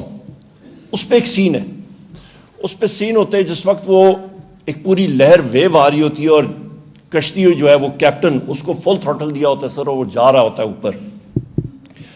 آپ کو سر اکانومی اس حالت میں ملی. مجھے یاد ہے اسد بھائی سر بنی گالا میں آپ کے اس کانفرنس روم میں ہم لوگ بیٹھے ہوئے تھے, دسمبر 2018 تھا, اور 2 ہفتے کے سر ریزروز پڑے ہوئے تھے, اور باہر ہم لوگ کچھ کہہ نہیں سکتے تھے, ہڈی گلے میں پھنسی ہوئی تھی, باہر کہہ نہیں سکتے تھے اور اگل نہیں سکتے تھے. وہ حالات تھے سر. آپ کو ہم لوگ مطلب خراج تحسین پیش کرتے ہیں کہ ان حالات میں آپ نے وہ پرفیکٹ سٹارم کو ویدر کیا. ساتھ سر ایک آپ کا کموڈٹی کرائسس آیا, کموڈٹی کا پرفیکٹ سٹارم سپر سائیکل, اوپر سے کووڈ, اور اس ٹیم نے, اسد عمر صاحب نے, شوکت ترین صاحب نے, آپ نے سر ایز کیپٹن آف دا شپ آپ نے اس کو نکالا. ابھی چیز کیا ہے سر, موسم بہت بہتر ہے, پر ان سے وہ کشتی نہیں چل رہی, اور یہ کشتی جو ہے یہ ہچکولے لے رہی ہے اور سمر سالٹس لے رہی ہے. یہاں پہ سر مفتاح اسماعیل صاحب جو آج کل ماشاءاللہ ان کے ٹارگٹس میں میرے بھائی تیمور خان صاحب آئے ہوئے ہیں, اور ایک چیز یہاں پہ میڈیا پہ آواز بلند میں کہتا ہوں, مفتاح اسماعیل lies. He doesn't lie through his teeth, he lies blatantly. Number 1. Number 2 چیز سر, یہ مفتاح اسماعیل نے نیشنل اسمبلی میں ایک انٹیگریٹی سٹیٹمنٹ ہوتی ہے, وہ اسد بھائی نے, شوکت صاحب نے بھی لے کی ہے, وہاں پہ سر اس نے انٹیگریٹی سٹیٹمنٹ جب کی تو اس نے اس چیز کو مانا, اور اس پہ سیکرٹری فائنانس کے دستخط بھی ہیں کہ مسلم لیگ نون کے دور میں جو معاہدے انہوں نے کیے تھے وہ غلط ہے. آگے لے کے جائے گا, وہ صاف ستھرا وہاں پہ لکھا ہوا ہے سر کہ وہ معاہدے مہنگے تھے, وہ غلط تھے, ان کا فرنٹ لوڈڈ پیمنٹس تھی. یہ وہ ساری چیزیں جو کہ انہوں نے فلور آف دا ہاؤس پہ ایڈمٹ کی ہے, یہ کوئی ہیر سے نہیں ہے سر. اور پھر وہ کہتے ہیں نا سر, ہاتھی کے دانت دکھانے کے اور کھانے کے اور, پریس کو کچھ اور دکھاتے ہیں, پر در حقیقت جس وقت when push comes to shove وہ اس چیز کو مانتے ہیں. اور اس کا خمیازہ کون بھگت رہا ہے؟ وزیر اعظم صاحب, پاکستان کی قوم بھگت رہی ہے. اور وہ کیسے؟ نیکسٹ لائن جی سر, یہ ایک گراف ہے جو ہم نے گورنمنٹ میں بھی دکھایا تھا, اور یہ گراف اس کو ہم نے ٹویٹ کیا ہے, ہم ساروں نے کیا ہے, اسد بھائی نے کیا ہے, شوکت بھائی نے کیا ہے, ساروں نے کی ہے. یہ وہ گراف ہے سر جو آپ کو یہ پوری کہانی, جو ساگا جس کو کہتے ہیں مسلم لیگ نون کا, یہ آپ کو سامنے نظر آ رہا ہے. یہ کیا آپ کو کہہ رہا ہے سر, آپ 2013 تک دیکھیں تو آپ کے پاس یہ کاسٹ, آپ کے پاس کیپیسٹی پیمنٹس کم ہے, انرجی پیمنٹ جو آپ فیول امپورٹ کر کے خرچ کر کے کرتے ہیں وہ زیادہ تھی. اچھا سر, جس وقت ہماری ابھی حکومت آئی تو اس وقت تک تقریباً آپ کا 642 ارب روپے کے قریب آپ کی کیپیسٹی پیمنٹس ہیں. یہ مسلم لیگ نون کے وہ پاور پلانٹس آن لائن آنے شروع ہوئے 2023 پہ سر. یہی payments, capacity fix payments, Asad بھائی you know this inside out, you dealt with it, 1455 ارب روپے پہ جائیں گی اس اگلے سال. یہ وہ کیپیسٹی ٹریپس ہیں سر, یہ وہ کیپیسٹی پیمنٹس ہیں جو ہمارے گلے میں لگ گئی ہیں. غلط فیول مکس, آپ کے سر 4000 میگا واٹ کے آپ کے گیس کی امپورٹڈ پروجیکٹس انہوں نے لانے تھے.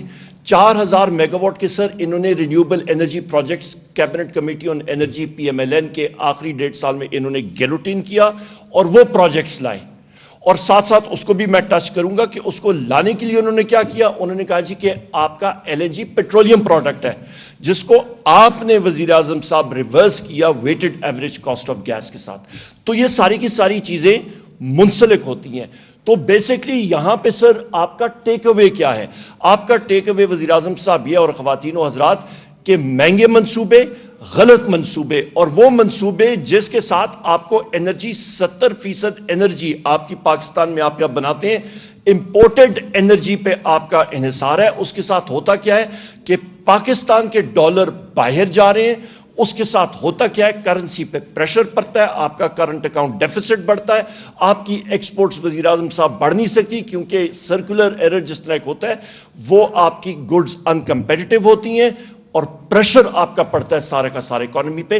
تو یہ وہ لینڈ مائنز ہے وزیر اعظم صاحب جو سب سے امپورٹنٹ ہے. نیکسٹ پہ آ جائے جی.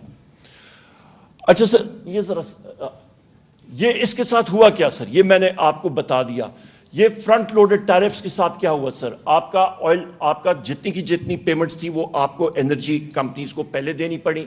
ڈی ویلیویشن کا بہت افیکٹ پڑا. ڈار صاحب نے سر وہاں پہ انرجی کو آپ کے روپے کو 100 روپے پہ رکھا پر اس کی کاسٹ ملک کو بھی دینی پڑی. تقریباً آپ کا 22-23 ارب ڈالر آپ نے گما دیا. اس کو 23 ارب ڈالر پہ رکھنے کے لیے شوکت ترین صاحب اس کو زیادہ ڈیٹیل میں بھی جائیں گے. اور اس کا امپیکٹ کیا پڑ رہا ہے سر؟ اس کا امپیکٹ یہ پڑ رہا ہے سر کہ آپ کی 18 روپے کی جو انرجی کاسٹ پاکستان تحریک انصاف کی حکومت کی تھی 17.5-18 روپے، وہ اس وقت 36 روپے سر. اور فیول پرائس ایڈجسٹمنٹس جو ابھی آ رہی ہیں اس کے ساتھ یہ انرجی کاسٹ جو آپ کی ہے فی یونٹ بجلی، یہ وزیر اعظم صاحب 45 روپے سے بھی زیادہ ہونے کو جا رہی ہیں. یہ دونوں چیز ملا کے. اور اس پہ سر جو میں نے پہلے گراف بتایا تھا اس پہ آپ کی کیپیسٹی پیمنٹس ایک زیادہ، جو آپ کی فکس پیمنٹس ہیں وہ زیادہ تھیں. ابھی آپ کی انرجی پیمنٹس بھی بہت بڑھ رہی ہیں کیونکہ آپ کا ڈیویلیویشن افیکٹ بھی ہے اور تیل کی قیمت بھی بڑھ رہی ہے. سو یہ دونوں چیزیں جو لوگ ابھی مظاہرے کر رہے ہیں اور کوس رہے ہیں اس حکومت کو، وہ ان کی پالیسیز کی وجہ سے. نیکسٹ پہ آ جائیں. یہاں پہ سر اس پہ ایک اور اہم بات، جس وقت دنیا میں تیل کی قیمت ابھی نیچے جانی شروع ہوئی تو ان ارسطوؤں نے کیا کیا؟ وزیر اعظم صاحب 75 دن کے آر ایف او کے انہوں نے خریداری شروع کر دی. ہمارے دور پہ سر آپ کا آر ایف او پہ بجلی بنانی، اور یہ ٹریک ریکارڈ ہے پورے سال کا، ہم لوگ 4.5% پہ لے آئے تھے. یہ پھر چڑھا رہے ہیں. اسد بھائی will attest to this fact, he knows the figures inside out. 2018 میں جس وقت مسلم لیگ نون کی گورنمنٹ تھی نا سر، اس وقت یہ فگر تقریباً یہ لوگ سیزن میں اس کو 40% تک لے کے جاتے تھے. ہم نے اس کو نیچے لایا اور ابھی پھر یہ تیل کے ساتھ وہ بجلی بنا رہے ہیں، جس کی وجہ سے آپ کی یہ ساری کی ساری امپیکٹس ہو رہی ہیں. اور اس سے اور کیا ہو رہا ہے، ریفائنریز آپ کی شٹ ڈاؤن ہو رہی ہیں کیونکہ ان کے پاس جگہ نہیں ہے. انہوں نے تیل وہ خرید لیا مہنگا اور وہ تیل جلا کے یہ ابھی مہنگی بجلی بنائیں گے. نیکسٹ پہ آ جائیں.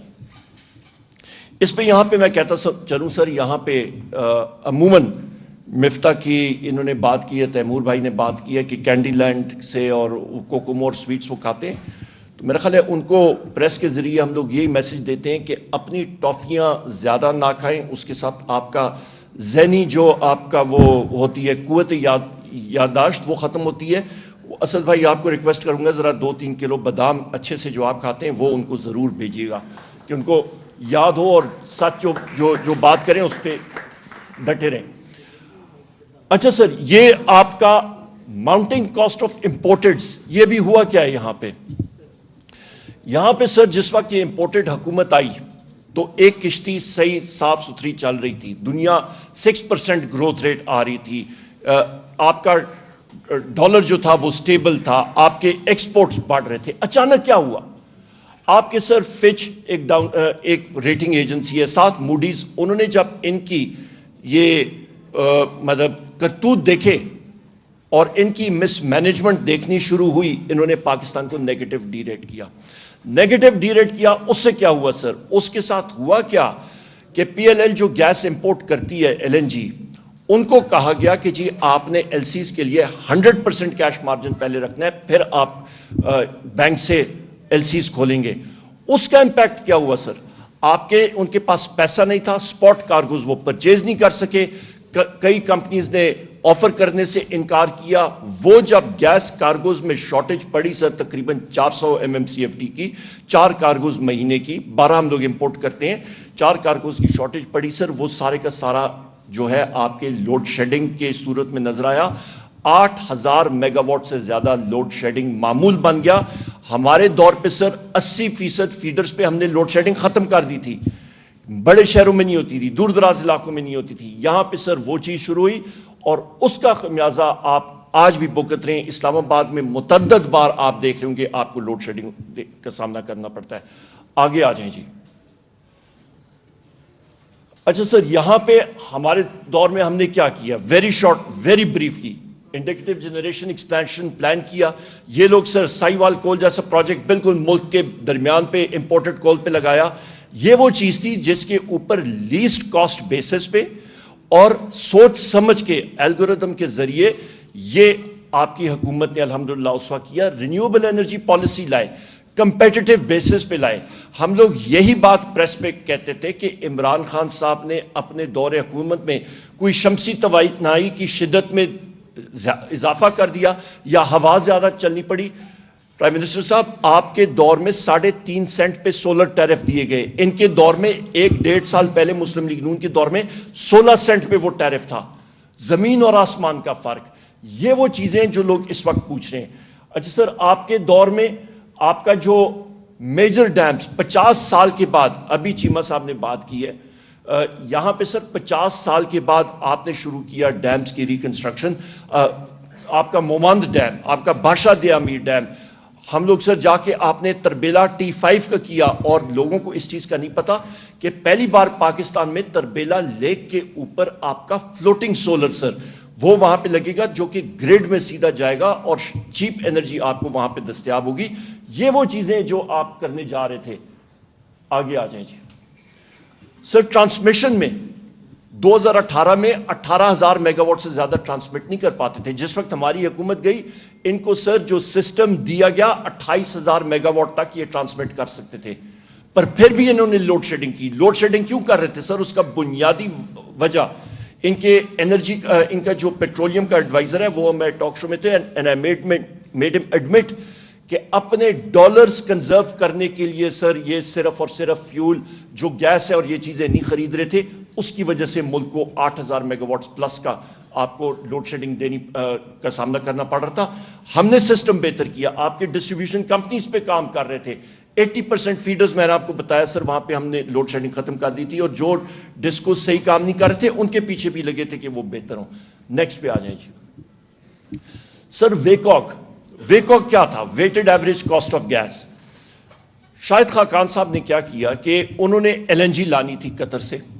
LNG کو ڈکلیئر کر دیا ایز پیٹرولیم پروڈکٹ, اور جس وقت پیٹرولیم پروڈکٹ ڈکلیئر کیا سر, تو اس کے ساتھ ساتھ کیا ہوا کہ آپ کی جو گیس کی قیمت ہے, آپ کی انڈیجنس گیس ہے اور آپ کی امپورٹڈ گیس ہے, جو آپ کی امپورٹڈ گیس کی قیمت ہے وہ پاور سیکٹر سے آپ ریکور کر سکتے تھے, پر اپنے ڈومیسٹک کنزیومر سے نہیں کر سکتے تھے. اس لیے سر ایک آپ کا شارٹیج بن گئی ہے تقریباً 4 بلین کیوبک فیٹ کی, 4 BSF سے زیادہ کی, جس کی وجہ سے گیس شارٹیج جو ہے امپیکٹ کر رہی ہے. یہ چیز weighted average cost of gas, اس پہ میں کریڈٹ دیتا ہوں اسد عمر صاحب کو بھی, ان کی ٹیم کو. سر آپ نے بہت پش کیا سر, مسلسل حماد نے, ساری ٹیم نے پش کیا سر, اور یہ پارلیمنٹ سے جس وقت پاس ہوا, ابھی اس گورنمنٹ کے پاس سر کوئی بھی ایکسکیوز نہیں ہے کہ وہ گیس امپورٹ کرے, ایک weighted average cost of gas determine کرے اور بیچے, لائے اور بیچے. لوگوں کو بہانے ہیلے بہانے پہ نہیں ہوں گے. سر قطر کا کانٹریکٹ سنگل ہینڈڈلی آپ نے کیا. آپ دیکھ لیں سر, اس وقت یہ ابھی کووڈ کے دن تھے جناب پرائم منسٹر صاحب, آپ کو یاد ہوگا 10.2% آف برنٹ آپ نے نیگوشیٹ کیا قطر کے امیر کے ساتھ, اور اس وقت یہ مسلم لیگ نون کا تھا سر تقریباً 13.37% کا ریٹ تھا. اس کی وجہ سے سر ملک کو, پاکستان کی عوام کو $3 ارب سے زیادہ کی saving over a period of 10 years آپ کی وجہ سے ہوئی. یہ وہ چیزیں ہیں سر جو کہ سامنے آنی چاہیے, اور یہ اس وقت ہو رہا تھا سر جس وقت کووڈ عروج پہ تھا ملک میں, اور یہ یا نہ ہوتا سر تو ملک میں انرجی شارٹیج اور بھی زیادہ اس وقت ہوتی. آگے آ جائیں جی سر. ہمارے پاس اس وقت کیا تھا؟ آپ کا لانگ ٹرم ویژن تھا, جس کی وجہ سے انرجی سیکیورٹی ہم نے انشور کرنی تھی ملک کے ساتھ, کیونکہ معیشت کا پہیہ مسٹر پرائم منسٹر آپ کی انرجی یا توانائی کے ساتھ چلتا ہے. آپ کی جو انرجی پالیسی تھی, آپ کی رینیوبل انرجی پالیسی, ان کا مکس تھا 70% امپورٹڈ فیولز پہ. آپ نے اس کو فلپ کر کے کہا کہ 2030 تک ہم لوگ 70% انرجی اپنی لوکل ہائیڈل اور آپ کی سولر اور آپ کی ونڈ سے اور بگاس سے ہم لوگ بنائیں گے, جو کہ انڈیجنس انرجی ہوگی. نیکسٹ پہ آ جائیں جی. یہاں پہ سر آپ کا ہسٹورک جو آپ کا وزٹ تھا رشیا کے پاس, آپ کا پاک سٹریم پائپ لائن. اس پائپ لائن سے کیا ہوتا سر؟ 1100 کلومیٹر کی پائپ لائن, تقریباً 2.5 سے 3 ارب ڈالر کی یہ پائپ لائن. آپ کا sir 1.6 billion cubic feet of gas یہ آپ کا نیگوشیٹ ہوتا. سر آپ کے ساتھ ساتھ اس میں جو تیل کا تھا وہ آپ نے اس کے ساتھ فائنلائز کیا تھا. تیل کی ڈیل شوکت ترین صاحب آپ کے ساتھ تھے, یہ آپ نے فائنلائز کیا تھا سر رشینز کے ساتھ. نیکسٹ آ جائیں جی سر. یہ وہ چیزیں ہیں جس کے اوپر آپ ہمارا سوال یہ مطلب ہمارا حق ہے پوچھنا کہ جس وقت حکومت اس طرح جا رہی تھی سر, 6% گروتھ ریٹ تھی, آپ کا ڈالر کی سٹیبلٹی تھی, اکانومی گرو کر رہی تھی, تو پھر اس حکومت نے یہ کیا امپورٹڈ سازش ہوئی کہ انہوں نے آپ کی گورنمنٹ کو ڈی سٹیبلائز کیا اور چینج کیا, اور ایک ایسی گورنمنٹ کو لائے جس کا خمیازہ آج بھی پاکستانی قوم سر مطلب بھگت رہی ہے, اور جس کا خمیازہ انشاءاللہ تعالی مستقبل میں بھی وزیر اعظم پاکستان عمران خان صاحب ہوں گے انشاءاللہ. پر اس چیز کو ریورس کرنے کے لیے وزیر اعظم صاحب بہت زیادہ محنت ہم ساروں کو چاہیے ہوگی. جس وقت میں یہ ٹاپک دیکھ رہا تھا یہاں پہ سر کہ اکانومی ان فری فالز کرتا رہا ہوں سر, اس پہ ایک چیز درکار ہونی چاہیے. جس وقت آپ فری فال کرتے ہیں نا سر, آپ کو پیراشوٹ لگانا پڑتا ہے. یہ لوگ امپورٹڈ نااہل, انہوں نے سر وہ ہوس وہ لالچ میں انہوں نے چھلانگ تو لگا دی سر, پر پیراشوٹ نہیں پانا بھی لگنے والے ہیں. Thank you very much sir. And Omar always jumps with a parachute, as we know. Now I would like to invite Shaukat Tareen Saab, please.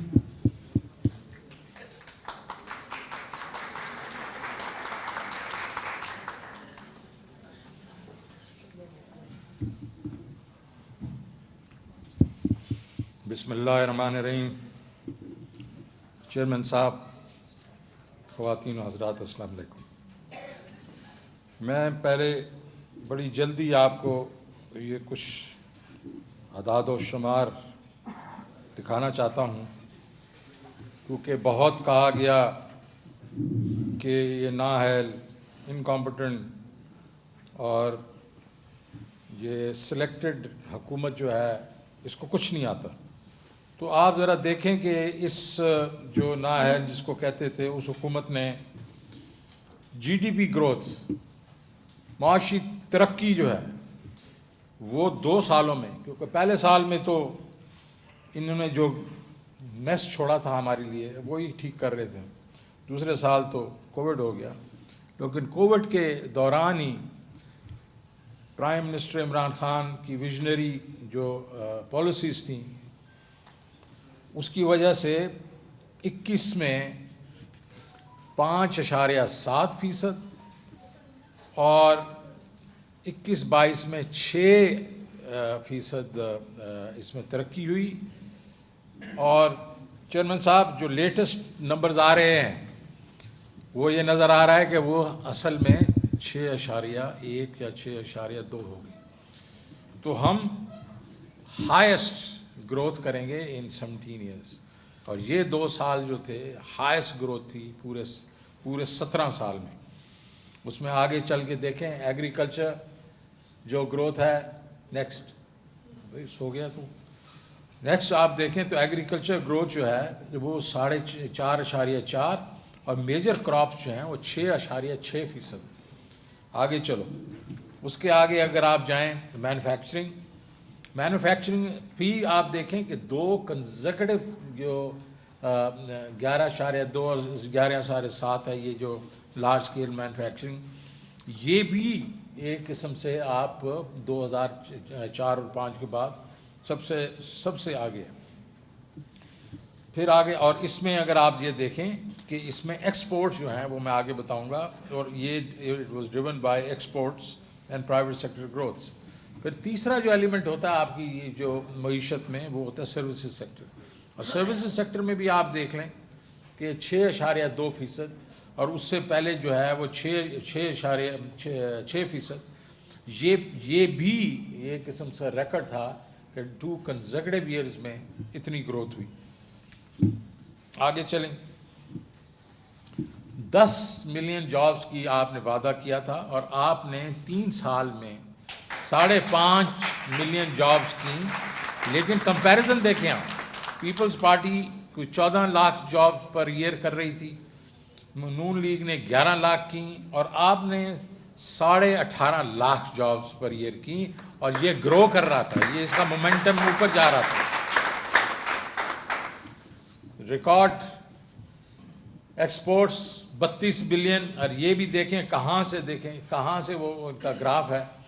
और ये जो पीपल्स पार्टी 25 पे छोड़ के गई थी, तो नून लीग को आप जरा देखें कि वो तो असल में उन्होंने तो वो शास्त्री का टैंक बना दिया था, रिवर्स गियर लगा दिया था। लेकिन उसके बाद आपने इसको लेके गए और मतलब 21 में आफ्टर कोविड 26 बिलियन, और फिर अभी 32.5, और रेमिटेंसेस 31 बिलियन। ये रिकॉर्ड है, सारे के सारे रिकॉर्ड हैं। डेफिसिट आप देखें, हमारा डेफिसिट जो है करंट अकाउंट डेफिसिट जो कि 20 बिलियन डॉलर था, उसको 2.2 पे लेके गए 2021 में, और वो अभी इस वक्त जो है, अभी ये हमारे वक्त में 13 था, तो ये कोई इन्होंने बहुत ज़ोर लगाया आखिरी 2-3 महीनों में, मलबा डाला हमारे पे। जून के बीच में बहुत इंपोर्ट्स करके फिर भी 17 बिलियन हुआ है, तो वो भी इनके डेफिसिट बहुत कम है। और हमारा जो डेट है इनके डेट से कम था, और हमारे रिजर्व्स इनके रिजर्व से काफ़ी ज़्यादा थे। अब ये बातें करते हैं कि जी किसने ये डिफ़ॉल्ट की तरफ हम जा रहे थे ये, और हमने डिफ़ॉल्ट से इनको बचाया। अरे मूर्खो, डिफ़ॉल्ट जो है वो किधर से पता चलता है? एक चीज़ होती है क्रेडिट डिफ़ॉल्ट स्वैप दुनिया के बीच में, इससे आप बेसिकली डिटर्मिन करते हैं कि कितने आप डिफ़ॉल्ट हैं के करीब है। जब हम छोड़ के गए थे मार्च में वो 4% था, और ये जुलाई में 50% हो गया, और अब ये 28 से 30% है। तो किसने डिफ़ॉल्ट की तरफ लेके गए कि 4% डिफ़ॉल्ट है या 50% करीब है डिफ़ॉल्ट के? तो ये बातें हमारे से ना करें। और मूडीज, फिच और स्टैंडर्ड एंड पुअर ने डाउनग्रेड्स किए, और ये इस 50% में वो था। अब देखें क्या हो रहा है। इन्होंने बादशाला जो भी इनके वो हैं पॉलिसीज़ हैं, एक्सपोर्ट्स 23% गिर गई हैं। जो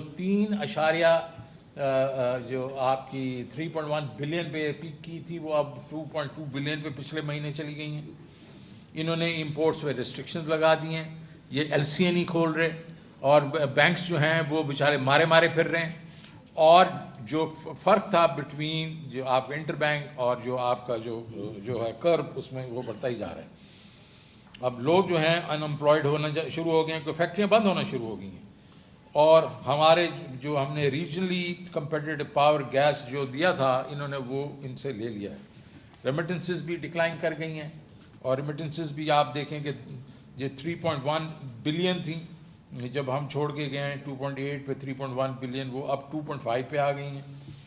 और इन्फ्लेशन जो है वो आपको बताया उन्होंने, वो तो 34% की बात कर रहे थे, असल में इन्फ्लेशन जो है वो 44.6% है। SPI, CPI जो है कंज्यूमर प्राइस इंडेक्स, वो 25 पे है।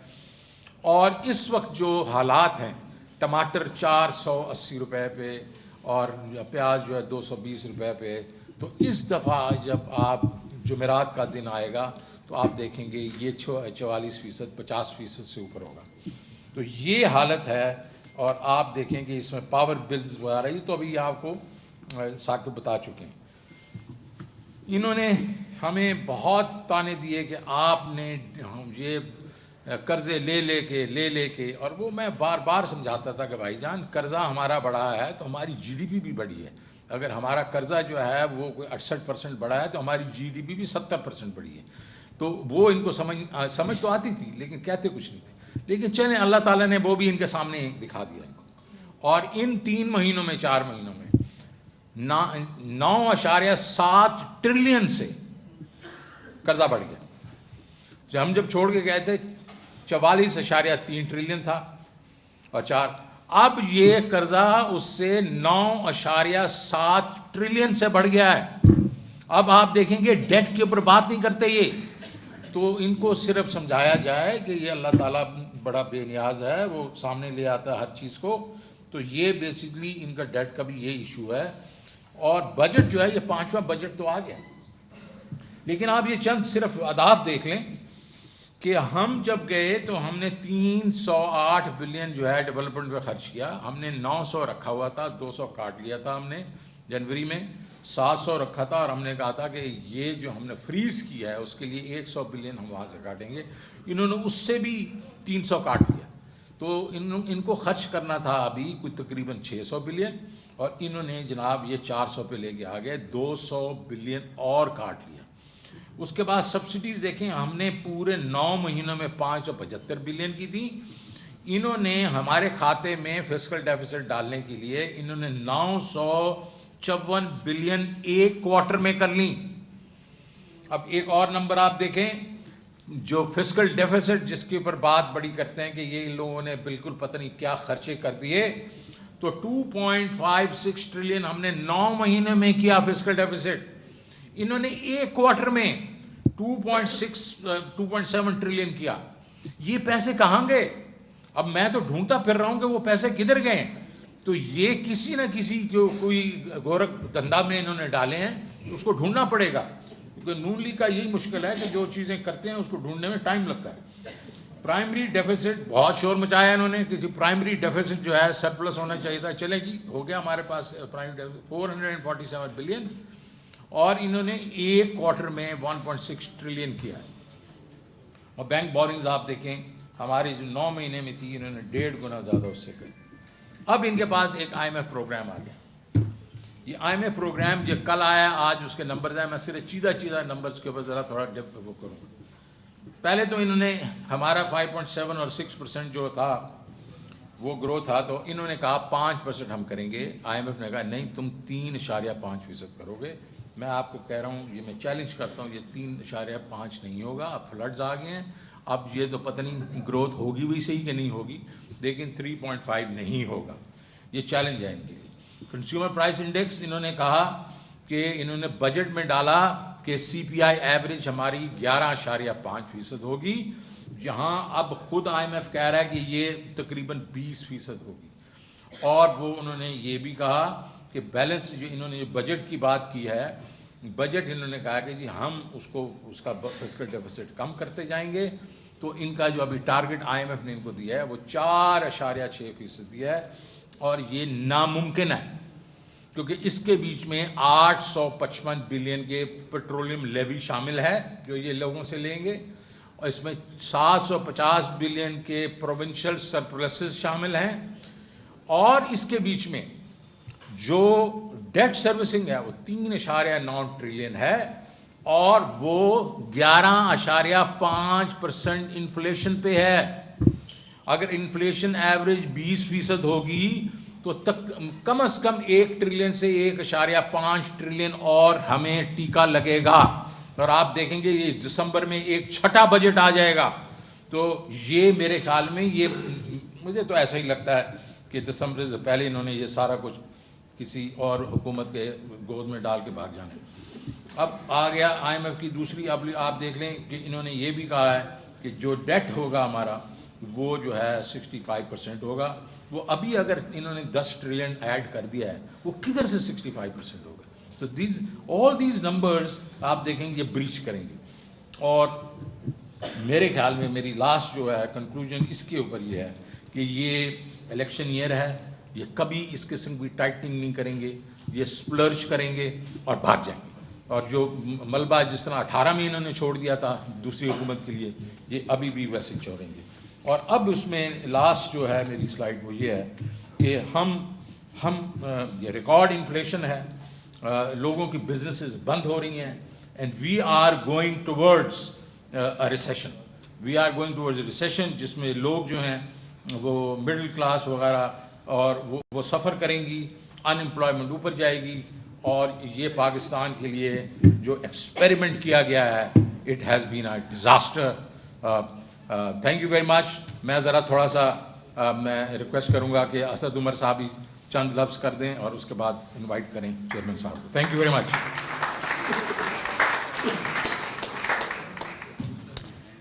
بسم اللہ الرحمن الرحیم۔ جی السلام علیکم۔ میں نے پریزنٹیشن تو کوئی نہیں کرنی تھی، لیکن میں چلے کچھ 2-4 باتیں کر دیتا ہوں۔ ایک چیز، ثاقب شرانی، ثاقب مجھ سے 2.5 سال junior IBA، so great presentation Saqib. Saqib وہ دکھا رہے تھے، اور ابھی شوکت نے بھی اس کے بعد دکھائے اعداد و شمار کے معیشت کے ساتھ ہو کیا رہا ہے، خاص طور پہ مہنگائی کی جو سلائڈز دکھا رہے تھے، اور مجھے ایک دم فلیش بیک ہوا نومبر کا اینڈ تھا یا دسمبر کا شروع تھا 2018, اور میں وزیر اعظم عمران خان صاحب کے پاس گیا بریفنگ کرنے کے لیے, اور میں نے کہا جی یہ ساری ڈسکشن کے بعد یہ IMF کا مطالبہ ہے.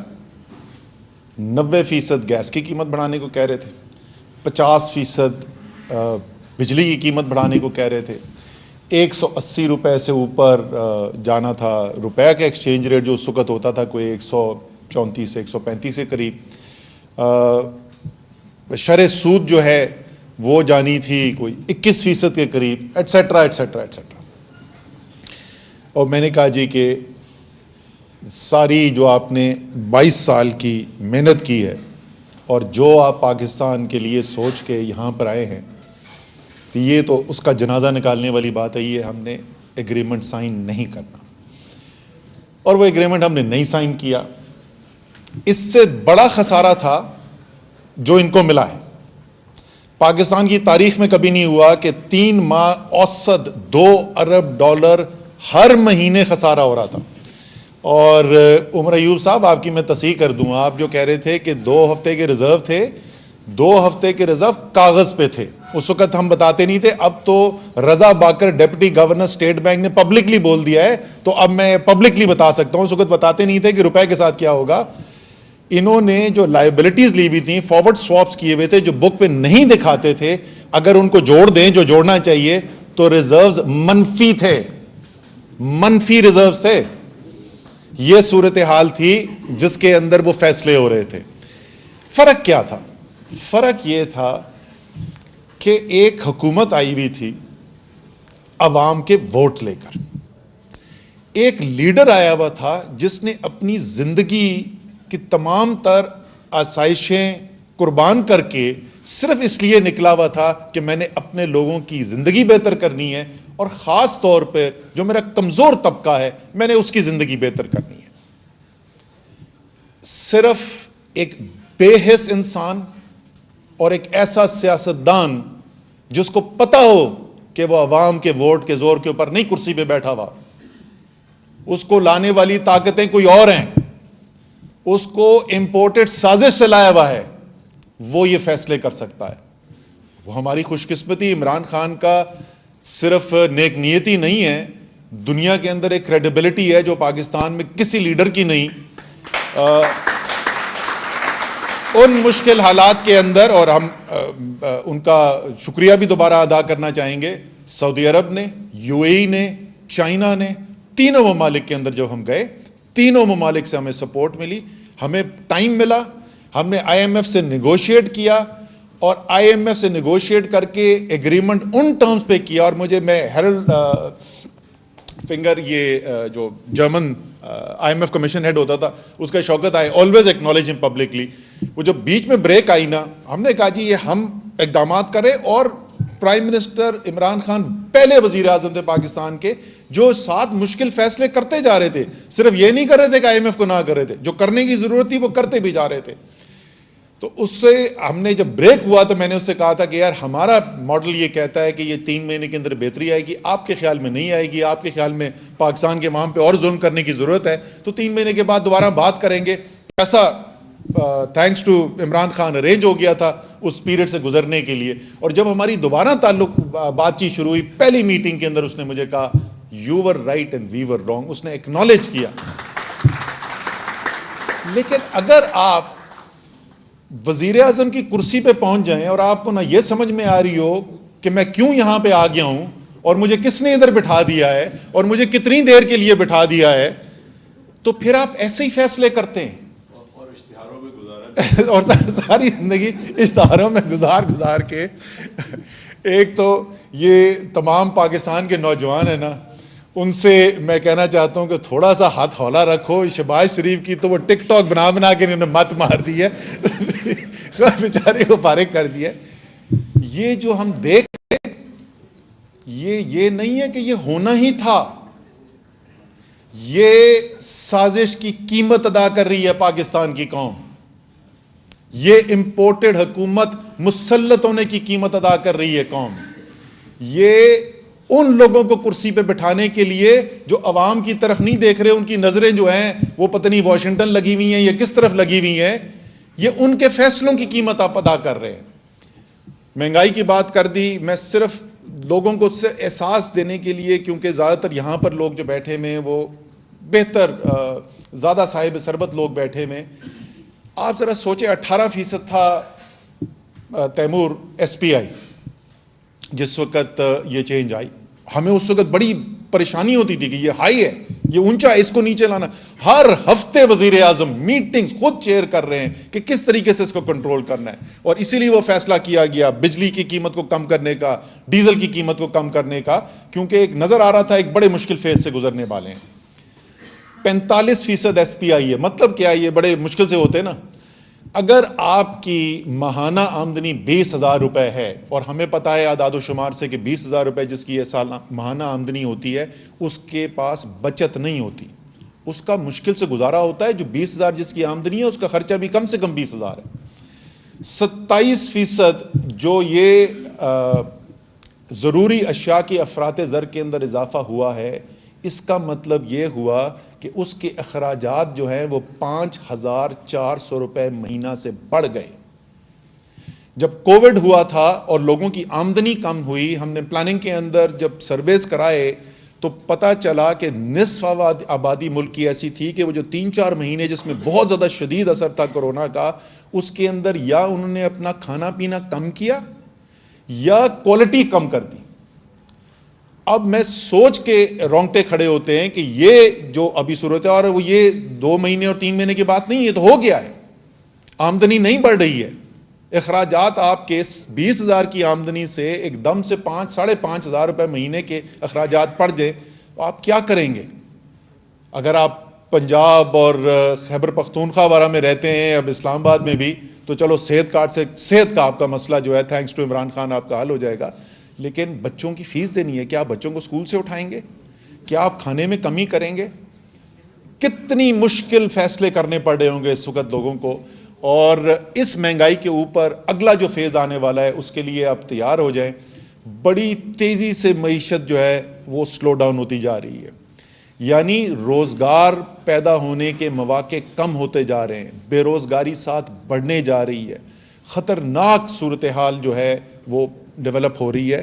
اس کے اندر بھی دیکھیں فیصلے, آپ سلائیڈ دکھائی تھی ابھی آپ کو شوکت ترین صاحب نے ایک, جس کے اندر یہ دکھایا تھا کہ پیپلز پارٹی کی جو حکومت تھی 2008 سے 13, اس میں 14 لاکھ جو روزگار سالانہ کا اضافہ ہوا.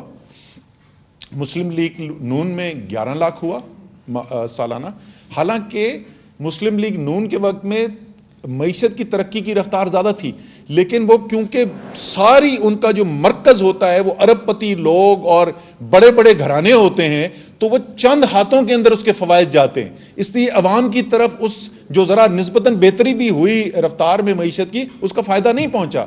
اور اس مشکل حالات کے باوجود, کووڈ کے باوجود, پہلے سال وزیر اعظم صاحب, جو اس کی مجھے بڑا فخر ہے کہ جب اعداد و شمار آئے, آپ کو پتہ ہے کہ پہلے سال بھی ہماری حکومت کے اندر, اس کے باوجود کہ ہم اتنے مشکل فیصلے کر کے اس ڈیفیسٹ کو کم کر رہے تھے, 12 لاکھ روزگار کا اضافہ ہوا تھا اس سال کے اندر بھی, مشکل ترین سال کے اندر.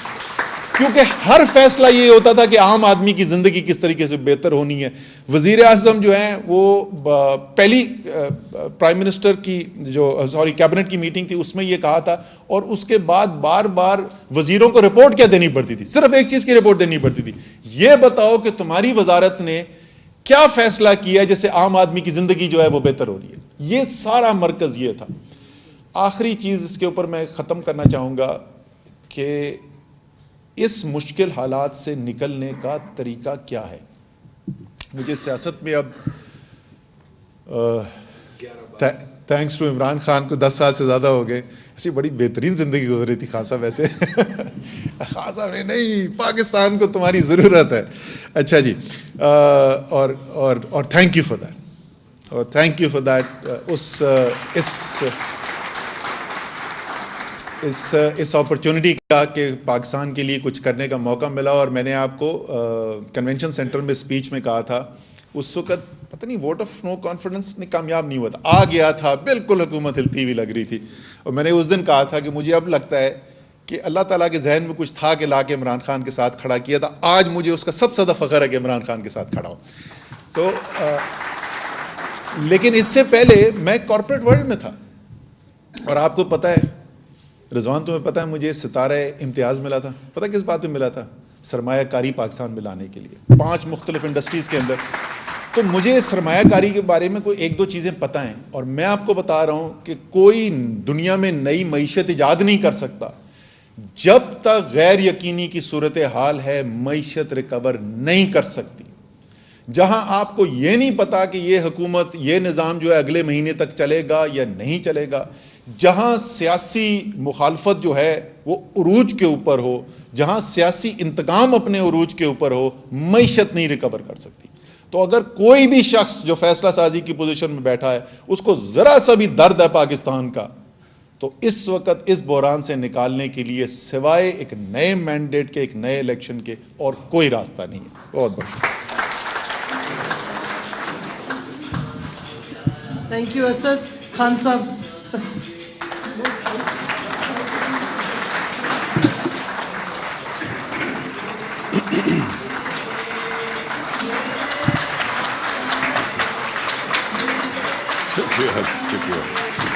شکریہ. بسم اللہ الرحمن الرحیم. ایاک نعبد و ایاک نستعین. میں نے ویسے یہ بڑا سیمینار بڑا انجوائے کیا, کیونکہ ہم اتنے کبھی ایک FIR, کبھی دہشت گردی, اس کے میں جو اتنا پڑا ہوا ہوں کہ مجھے موقع ہی نہیں ملا کہ اپنی معیشت کے اوپر غور کیا جائے اور اس کے اوپر باقاعدہ میٹنگز کی جائیں. تو وہ انشاءاللہ میری کل شوکت سے بات ہوئی ہے, ہم نے ریگولر اب اپنی اکنامک ٹیم کی میٹنگز کرنی ہے, اور وہ میں بتاؤں گا کہ کیوں کرنی ہے. لیکن دیکھیں, ایک چیز تو اب واضح ہو گئی کہ جو بھی آگے گورنمنٹ آئے گی اس کے لیے وہ چیلنجز اب ان کو سامنا کرنا پڑے گا کہ ہم سمجھتے تھے جب 2018 میں ہم آئے تو بہت چیلنجز تھے. میں تو پہلی دفعہ گورنمنٹ میں تھا اور ہماری ٹیم بھی نہیں تھی, اور اوپر سے ایک تو معاشی کرائسس تھا. کرنٹ اکاؤنٹ ڈیفیسٹ کا مطلب یہ ہے کہ سارا وقت روپے پہ پریشر پڑا ہوا تھا, اور ایک یہ ہر روز دیکھتے تھے کہ اب روپے کو سٹیبل کیسے کرنا ہے. ریزروز ہمارے پاس تھے نہیں. باہر ملکوں نے, یہ بالکل اسد نے بات ٹھیک کی کہ جو ہمارے دوست ملک تھے انہوں نے ہمیں بڑے مشکل وقت پہ انہوں نے ہماری مدد کی, جس سے تھوڑی سٹیبلٹی آئی. لیکن بڑا ایک ہر روز صبح پریشر ہوتا تھا کہ اب مارکیٹ کیا کہتی ہے کہ روپے اور اگر نیچے نہ گر جائے تو کیا کریں گے.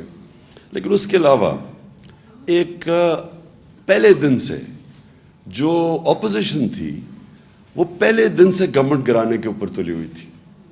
تو جو ابھی اسد نے بھی بات کی کہ دیکھیں, کبھی بھی آپ انویسٹمنٹ ایک ملک میں جس کی وجہ سے ویلتھ کریشن ہوتی ہے وہ آ ہی نہیں سکتی جب تک کہ پولیٹیکل انسرٹنٹی ہو, اور وہ پولیٹیکل انسرٹنٹی کریٹ کی گئی ہمارے اگینسٹ پلان کر کے. اور وہ صرف وہ اس لیے نہیں کہ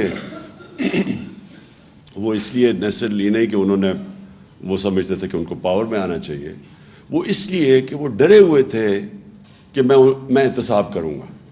ان کے اوپر کرپشن کے کیسز تھے, وہ سارا کوشش یہ کر رہے تھے مجھے بلیک میل کرنے کی کہ میں کسی طرح ان کو NRO دے دوں. اور وہ پہلے دن سے نہ انہوں نے تقریر کرنے دی مجھے, پہلی دن اسمبلی میں نہ وہ تقریر کرنے دیتے تھے, شور مچا دیتے تھے. اور پھر ہر روز وہ کہ جی آج اکانومی گئی تو کل گئی, اور آج گورنمنٹ گئی اور پرسوں گئی. اور پھر وہ فضل الرحمان اپنا دھرنا لے آتا تھا. حالانکہ میں نے اس کو بڑا کہا کہ ہم انٹرٹین کا, ہم کوئی نہ کوئی روڈ بلاکس نہیں کیے, ہم نے کوئی FIRs نہیں کاٹی. میں نے تو اسے آفر کیا تھا کہ ہم تھوڑا کھانا پینا بھی تمہیں دے دیں گے جب تم دھرنا لے کے آؤ گے. اور پھر وہ اور ڈرانے کے لیے بلاول صاحب نے کام پہ ٹانگنے والا ٹور کر دیا گورنمنٹ گرانے کے لیے. کہنے کا مقصد میرا یہ ہے کہ سارا وقت پولیٹیکل انسرٹنٹی کریٹ کی گئی بلیک میل کرنے کے لیے. پارلیمنٹ چلنے نہیں دی, اور پھر یہ ٹائم فریم دیا کہ کیا یہ 3 مہینے میں اور 2 مہینے میں گئی, اور سازشیں ہو رہی تھی, وہ مجھے پوری اس کی رپورٹ تھی. پھر جب وہ کووڈ آیا تو وہ شہباز شریف جو بھاگ گئے تھے نواز شریف کے ساتھ, آپ کو یاد ہوگا کہ انہوں نے گارنٹی کر کے عدالت میں ایفیڈیوٹ دے کے اور وہ باہر بھاگ گئے تھے. تو اس نے آنا ہی نہیں تھا واپس, کیونکہ اس کا FIA کا کیس تھا, بیٹا پہلے بھاگ گیا تھا, ان کو پتا تھا کہ وہ اوپن اینڈ شٹ کیس ہے. جب کووڈ آیا تو ادھر بھی ایک اپرچونٹی نظر آ گئی کہ اگر عمران خان لاک ڈاؤن لگاتا ہے تو ویسے اکانومی بیٹھ جائے گی, لاک ڈاؤن نہیں نکالتا تو ہاسپٹل بھر جائیں گے. تو وہ ون ون سچویشن تھا. وہ بھاگا بھاگا واپس آیا, منہ پہ وہ لگا کے کمپیوٹر کے سامنے بیٹھ گیا کہ میں اسپیشلسٹ ہوں, میں آ کے ٹھیک کروں گا ملک کو. اور وہ خاقان عباسی نے اسٹیٹمنٹ بھی دی کہ شہباز شریف کو موقع دو, اس نے ڈینگی کے اندر بڑا اچھا کام کیا تھا. تو وہ ایک 3.5 سال کا بڑا انریچنگ ایکسپیرئنس تھا, کیونکہ اتنا چیلنجنگ تھا کہ اس کے اندر میں نے سیکھا بہت کچھ. تو اس میں اکانومی بھی تھوڑی بہت سیکھ گیا, کیونکہ ہر روز ہمارے پاس بیٹھنا پڑتا تھا ٹیم کے ساتھ کہ اب یہ کرائسس ہو گیا اور فلانا کرائسس ہے. تو میں جو چیز سمجھاؤں وہ یہ کہ ہم نے کبھی بھی اپنے ملک میں سوچا ہی نہیں ویلتھ کریشن کا ایکسپورٹس بڑھا کے. یہ ایسٹ ایشین ٹائیگرز ہمارے سامنے نکل گیا آگے, اور وہ مجھے یاد ہے ہر دوسرے دن آتا تھا کہ میں جی پاکستان کو ایشین ٹائیگر بنا دوں گا, کوئی کہتا تھا. لیکن ایشین ٹائیگر تو بنا تھا ایکسپورٹس بڑھا کے. اور پھر چائنا کی بھی ساری جو گروتھ دیکھی انہوں نے کانسنٹریٹ کر کے ایکسپورٹس بڑھائی تھی. مجھے یاد ہے مہاتر محمد سے میں 20 سال پہلے ملا تو وہ مجھے بتا رہے تھے کہ ہم نے باقاعدہ ایکسپورٹس بڑھانے کے لیے پہلے ہم نے الیکٹرانکس کی اس کو کاٹیج انڈسٹری بنایا. گھروں کے اندر ہم نے چھوٹے چھوٹے اسمبلی پلانٹس لگائے. ادھر سے پھر ہم نے ڈیولپ کر کے آہستہ آہستہ وہ $80 بلین کی ان کی پرائمری ایکسپورٹس تھی پہلے ربر یا ٹن کی, وہ ساری انہوں نے الیکٹرانکس کے پورا انہوں نے اپنی اکانومی اٹھا دی. یا کبھی کسی نے کوشش نہیں کی. اور خاص طور پہ یہ جو پچھلے 5 سال میں ہمارے آنے سے پہلے آپ ذرا دیکھیں تو صحیح, وہ بھی گراف جو شوکت نے دکھایا, وہ ایکسپورٹ اسٹیگننٹ تھی. اور ایکسپورٹس اگر آپ کی بڑھ نہیں رہی تو ملک کا کیسے آگے بڑھ سکتا ہے. اور وہی ہوتا ہے, تھوڑی سی ہماری گروتھ ریٹ اوپر جانے لگتی ہے, کرنٹ اکاؤنٹ کے اوپر پریشر پڑ جاتا ہے, وہ پھر ہمیں IMF کے پاس جانا پڑتا تھا, اور اسی سائیکل پہ ہم پھنسے ہوئے تھے. تو ہم نے آتے ساتھ ہی پھر جب کوشش کی ایکسپورٹس کے اوپر, اور بڑا زور لگایا ایکسپورٹس کے اوپر, اور پہلی دفعہ ایکسپورٹرز کو بلایا, کانسنٹریٹ کیا کہ ہم کیسے ان کی مدد کر سکتے ہیں. باہر بھی گیا میں, جتنے بھی دورے تھے تو میری پوری کوشش ہوتی تھی ہم اپنے ایکسپورٹرز کو ساتھ لے کے جائیں تاکہ ان کی کسی طرح ان کی مدد کریں, کیونکہ اس کے بغیر تو کچھ نہیں ہونا تھا. دوسرا ہمارا اثاثہ اوورسیز پاکستانی ہے, کیونکہ میرا انٹریکشن ان سے بہت زیادہ ہے, اور مجھے انہوں نے سپورٹ جس کو کہتے ہیں فورن فنڈنگ,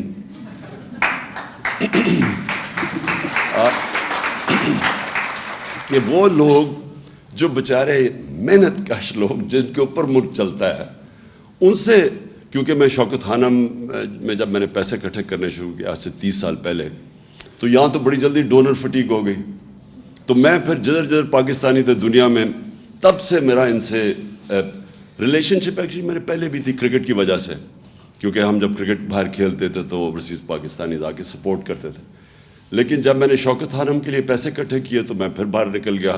یہاں لوگ جو لوگ بڑے پیسے والے تھے وہ باہر سے کہہ دیتے تھے کہ وہ آفس میں نہیں بیٹھا صاحب, تو میں تب باہر نکل گیا. تو میرا اوورسیز پاکستانیز نے میری پھر مدد کی. یہ شوکت خانم جو بنا, یہ سب سے زیادہ کنٹریبیوشن اوورسیز پاکستانیز کی تھی, جس کو ہم فورن فنڈنگ آج کل کہتے ہیں. اس کے بعد جب میں نے نمل یونیورسٹی میں ان سے پیسے اکٹھے کیے, پھر جب آہستہ آہستہ جب ہماری پارٹی اٹھنے لگی تو سب سے پہلے سپورٹ اوورسیز پاکستانیز نے کی, اور ادھر سے پھر ہم نے پیسہ اکٹھا کیا, جس کا یہ الیکشن کمیشن کے اندر اتنا بڑا ڈرامہ چلا ہوا ہے کہ میں ابھی تک حیران ہوں. انہوں نے رات تو فورن فنڈنگ دیکھ ہی لی ہوگی جو 5-5.5 ارب روپیہ آ گیا 3 گھنٹے کے اندر. تو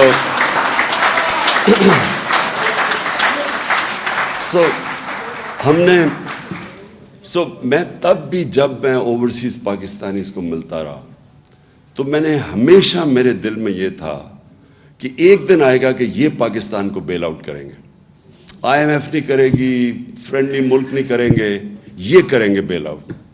کیونکہ ان کے پاس جو پیسہ اس وقت جو ڈالرز پڑے ہیں, اگر ہم صحیح معنی میں اس کو ہم ٹیپ کر لیں, اور ہم نے کیا, ریمیٹنس میں ہم نے بڑا زور لگایا اور ریکارڈ ریمیٹنسز آئیں, اور ایکچولی اس کی وجہ سے ہم بچے رہے, کیونکہ انہوں نے 31 یا 32 ارب ڈالر بھیجا باہر سے, کبھی اتنا پیسہ نہیں آیا تھا. اور یہ بھی تھوڑی سی ایفرٹ کی تھی ہمیں, کیونکہ ہم اتنے اور پرابلمز میں پھنسے ہوئے تھے.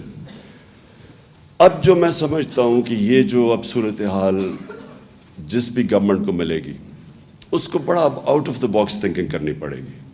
یعنی اس کو پاکستان کو ایسے چلانا پڑے گا جو اب تک ہم نے پاکستان کو نہیں چلایا. ہمیں اب وہ سٹیپس لینے پڑیں گے جو اب تک ہم نے وہ سٹیپس نہیں لیے. ہمیں پہلے سے, اب جو میری شوکت سے کل بات ہوئی تھی, اب پہلے سے ہمیں وہ تیاری کر کے آنی پڑے گی جو ہم نے 2018 سے پہلے نہیں کی. وہ کر بھی نہیں سکتے تھے, کیونکہ ہمیں پہلی پریزنٹیشن تو ملی جب میں پرائم منسٹر آفس میں تھا, تو مجھے تو پہلی دفعہ پتہ چلنا شروع ہوا کہ وابڈا میں کتنا حالات ہے, تو پینشنز اب کدھر تک پہنچ گئی ہیں. مجھے تو آئیڈیا ہی نہیں تھا ان چیزوں کا. میں وہ دیکھ رہا تھا کہ جب جو بائیڈن جب پریزیڈنٹ بنا, تو 2.5 مہینے پہلے پریزیڈنٹ جب الیکٹ ہوا اور آفس میں گیا, 2.5 مہینے پہلے اس کو پریزنٹیشنز ہر ڈپارٹمنٹ نے دی. تو ان کی پوری ٹیم کی تیاری تھی, جیسے انہوں نے آفس سنبھالا تو ان کے پاس پوری سارا سمجھ تھی کہ کون سی ایریاز میں کیا انہوں نے کرنا. تو میں تو جب پہلی دفعہ آفس میں آیا تو پہلی دفعہ مجھے پریزنٹیشنز ملی کہ یہ جو کرنٹ اکاؤنٹ ڈیفیسٹ کتنا ہے, تو فلانا یہ ہے. تو اب ہم نے فیصلہ کیا کہ ہم اب پوری اپنی اکنامک ٹیم بنائیں گے, اور وہ صرف یہی نہیں کہ اسیس کرے گی, لیکن اب وہ out of the box thinking کیا ہے. اور میں یہ کیوں کہتا ہوں کہ دیکھیں, یہ تو کوئی اکنامکس نہیں ہے نا کہ آپ قیمتیں بڑھاتے رہیں اور پیسے اکٹھے کرتے رہیں. یہ تو کوئی, اس میں کوئی جینیس نہیں چاہیے. وہ تو MQM بڑا اچھا پیسہ اکٹھا کر لیتی تھی بھٹا لے کے, وہ تو لوگوں کو پیسے بڑھا دیتے تھے نا. وہ جو دکاندار تھا وہ اپنی قیمت بڑھا دیتا تھا اسے جب پیسے لیتے تھے. تو یہ تو کوئی اکنامکس نہیں ہے. اکنامکس یہ ہے کہ ابھی ثاقب شیرانی نے بڑی اچھی بات کی کہ دیکھیں, سب سے پہلے آپ فیصلہ کریں کہ آپ نے اپنے انسانوں کو پروٹیکٹ کرنا ہے. آپ کا جو سب سے ونریبل سیکشن آف پاپولیشن ہے, اس کو آپ نے کیسے بچانا ہے. اور یہ دو پارٹیز, یہ انہوں نے جو کیا 4 مہینے کے اندر, اس سے واضح ہو جانا چاہیے کہ ان کے ذہن میں کبھی بھی انسانیت ان کے ذہن میں نہیں آئی. ان کا صرف ذہن ہوتا ہے کہ پیسے کیسے بنانے اور کرسی پہ کیسے بیٹھنا اور اس کا فائدہ کیسے اٹھانا ہے. اگر یہ کرتے تو آپ مجھے یہ بتائیں کہ یہ 90s میں ان کی پارٹنرشپ چوروں کی لگی ہے اکٹھی. 90s سے یہ باریاں لے رہے ہیں. پچھلے 62 سال میں 30 سال یہ دونوں خاندان پاور میں رہے ہیں. کب انہوں نے ایک انسانیت کی فکر کی؟ یہ جب آئے ہمارے سامنے, دیکھتے دیکھتے پہلے ہندوستان ہمارے سے آگے نکلا, پھر اس کے بعد بنگلہ دیش آگے نکل گیا ہمارے سے. ہمیں جو یاد ہے, مجھے تو ابھی بھی یاد ہے جب بنگلہ دیش بنا تھا, بلکہ میرا وہ آخری جہاز آیا تھا ڈھاکہ سے, اس کے بعد ملٹری آپریشن شروع ہو گیا تھا ایسٹ پاکستان میں. تو مجھے تو وہ بڑی اچھی طرح یاد ہے وہ جو سارا ٹائم تھا. تو مجھے یاد ہے کہ جب وہ بنگلہ دیش علیحدہ ہوا اور بنا, ایسٹ پاکستان ٹوٹا, تو خوشیاں بنائیں گئی. میں وہ ڈرائنگ رومز ابھی مجھے یاد ہے, لوگوں نے خوشیاں بنائیں کہ اتنا وہ سارا ہمارا پیسہ وہاں چلا جاتا ہے, وہاں سائیکلون آتا ہے تو ہمیں اس کو سبسیڈائز کرنا پڑتا ہے. میں نے یہ کانوں سے یہ باتیں سنی ہوئی ہیں کہ چلیں شکر ہے بوجھ اترا.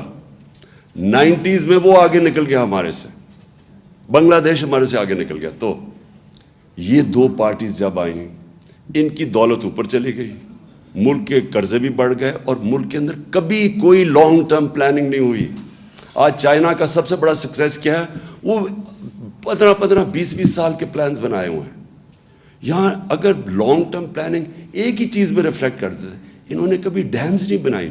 انہوں نے یہی نہیں سوچا بجلی بنانے کا کہ ہمیں فیول نہ امپورٹ کرنا. ایکسپورٹس بڑھ نہیں رہی, تو ہمیں تو پہلے سے ہی سوچنا چاہیے تھا کہ وہ ہم بجلی اس چیز پہ بنائیں جو ہمیں امپورٹڈ فیول پہ نہ ہو. کوئی لانگ کلائمیٹ چینج, اب آج دیکھیں یہ کلائمیٹ چینج اتنی بڑی چیز ہے. میں نے جب 2013 میں ہم نے مل کے شروع کیا یہ بلین ٹری سونامی پختونخوا کے اندر، تو 2 سال تو یہ مذاق اڑاتے رہے ہمارا. اور مذاق اس لیے اڑا رہے تھے کہ ان کو کوئی کانسیپٹ ہی نہیں تھا کہ پاکستان کے اندر جو انگریز کے بنائے ہوئے تھے جنگل تھے وہی ختم ہو گئے. ہم بچپن میں جایا کرتا تھا اپنے بڑوں کے ساتھ شکار پہ، تو یہ بڑے بڑے جنگل تھے، چھانگا مانگا، کندیاں، میاں والی میں، یہ چیچا وطنی میں بڑے جنگل تھے، وہ انگریز کے بنائے ہوئے. یہ چھوڑے کہ انہوں نے کچھ جنگل خود اگانے تھے وہ بھی ختم کر دیے. تو کوئی کانسیپٹ ہی کسی کو نہیں تھا کہ موسم گرم ہو رہا ہے. پاکستان 10 ملکوں میں سے ہے جو سب سے زیادہ ونربل ہے کلائمیٹ چینج پہ. کبھی کوئی کانسیپٹ نہیں تھا، کوئی لانگ ٹرم پلاننگ ہی نہیں تھی ان کی. اور پھر جب کووڈ آیا، میں ادھر سے شروع کریں، جب شہباز شریف آیا اور اس نے منہ پہ وہ لگا کے اور کمپیوٹر پہ بیٹھ گیا، انہوں نے کیا کہا؟ سب سے پہلے انہوں نے شور مچا دیا کہ عمران کو لاک ڈاؤن کرو پاکستان کا. ان کی سب کی سٹیٹمنٹس ہیں کہ عمران خان کے اوپر FIR کاٹ دو، یہ لاک ڈاؤن نہیں کر رہا. ان کی اسمبلی میں سٹیٹمنٹس ہیں. بلکہ انڈیا کی تعریفیں شروع کر دی. جو نریندر مودی نے وہاں کرفیو لگایا تھا اس کی تعریفیں کرنی شروع کر دیں کہ وہ دیکھو کتنا اچھا کام کر رہا ہے اور یہاں کوئی لاک ڈاؤن نہیں لگ رہا. کیونکہ انہوں نے کبھی غریب کا سوچا ہی نہیں ہے. میں بار بار ان سے پوچھوں کہ مجھے یہ بتاؤ کہ وہ دیہڑی دار کا کیا بنے گا. یہ اسد وہ NCOC میں تب یہ تھا، تو ہماری کیا آرگیومنٹس، کیا ہم ڈسکشن ہوتی تھی. پہلے تو آپ سوشل ڈسٹنس کی بات کر رہے ہیں. ہمارے یہاں کچی آبادیوں کے اندر 10-10 8-8 لوگ ایک کمرے میں ہیں، وہ کدھر سوشل ڈسٹنسنگ ہوگی. پھر وہ جو دیہڑی دار ہے، وہ اگر تنخواہ اگر پیسے نہیں کماتا، چھابڑی والا ہے، وہ کیسے اپنے بچوں کو پالے گا. میں کہتا رہا نہ لاک ڈاؤن لگاؤ بلکہ پارشل لاک ڈاؤن لگاؤ. وہ سندھ میں وہ مراد علی شاہ نے وہاں لاک ڈاؤن لگا دیا. اور 2 ہفتے کے بعد کوئی گاڑی جاتی تھی غریب علاقوں میں، اٹیک ہو جاتا تھا اس کے اوپر. بھوکے لوگ تھے سارے. اس نے پھر ڈر کے پھر میرے کندھے پہ بندوق چلائی. اس نے کہا اچھا اب آپ کہہ رہے ہیں تو ہم لاک ڈاؤن ہٹا رہے ہیں. کیونکہ وہ ڈرا ہوا تھا کہ اگر وہ ہاسپٹل میں زیادہ لوگ آ گئے تو پھر میرے اوپر وہ بلیم کرے گا. لیکن میں صرف اسے ایک مینٹل ایٹیٹیوڈ آپ کی بتانا چاہتا ہوں کہ ان کے کبھی بھی ذہن میں عام آدمی نہیں تھا. انہوں نے سوچا ہی نہیں کہ عام آدمی کیسے گزارا کرے گا. دیہڑی دار ہے، یہ ہے، کتنے لوگ ہیں. ہمارا جو لیبر ہے وہ زیادہ تر تو انفارمل سیکٹر میں ہے، اس کی تو کوئی رجسٹریشن ہی نہیں ہے. تو آپ کیسے ان کی مدد کریں گے؟ اس لیے مجھے کہتے ہیں جی وہ دیکھو چائنا نے کیا کیا تھا. ووہان سٹی میں جب چائنا نے لاک ڈاؤن لگایا تھا، ایک گھر پہ کھانا پہنچایا تھا انہوں نے.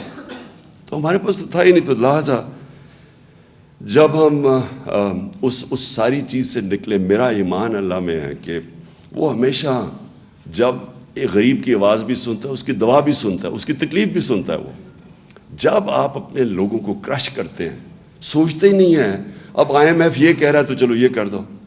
انہوں نے آتے ساتھ ہی جتنے سٹیپس اٹھائے ہیں، ایک دفعہ مجھے بتائیں کہ ایک عام آدمی ان کی ذہن میں فیچر کیا ہے کہ آج یہ ابھی جو فگرز بتائی ہیں ثاقب نے، جو کہ 45% اگر کنزیومر پرائس انڈیکس، میننگ کہ وہ کھانے پینے کی چیزیں جو عام آدمی کو افیکٹ کرتی ہیں، جو بجلی ہے جو عام آدمی کو افیکٹ، انہوں نے سوچا ہے کہ اس کے اوپر کیا گزر رہی ہے. یہ صرف اور صرف سوچ رہے ہیں اپنی، صرف میں آپ کو آج بتاتا ہوں کیا سوچ رہے ہیں. انہوں نے NRO کیسے لینا ہے، اپنی کرپشن کیسز کیسے ختم کرنے ہیں. انہوں نے کیسے اب یہ عام آپ مارکیٹ میں چلے جائیں، ان کے وزیر لگے ہوئے ہیں پیسے بنانے کے لیے. ان کو کوئی فکر نہیں ہے.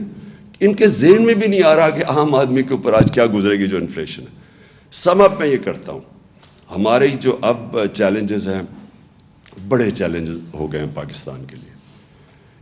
جو اب ہمیں سوچنا ہوگا کہ ہم نے اب کیسے کیا سٹیپس لینے ہیں.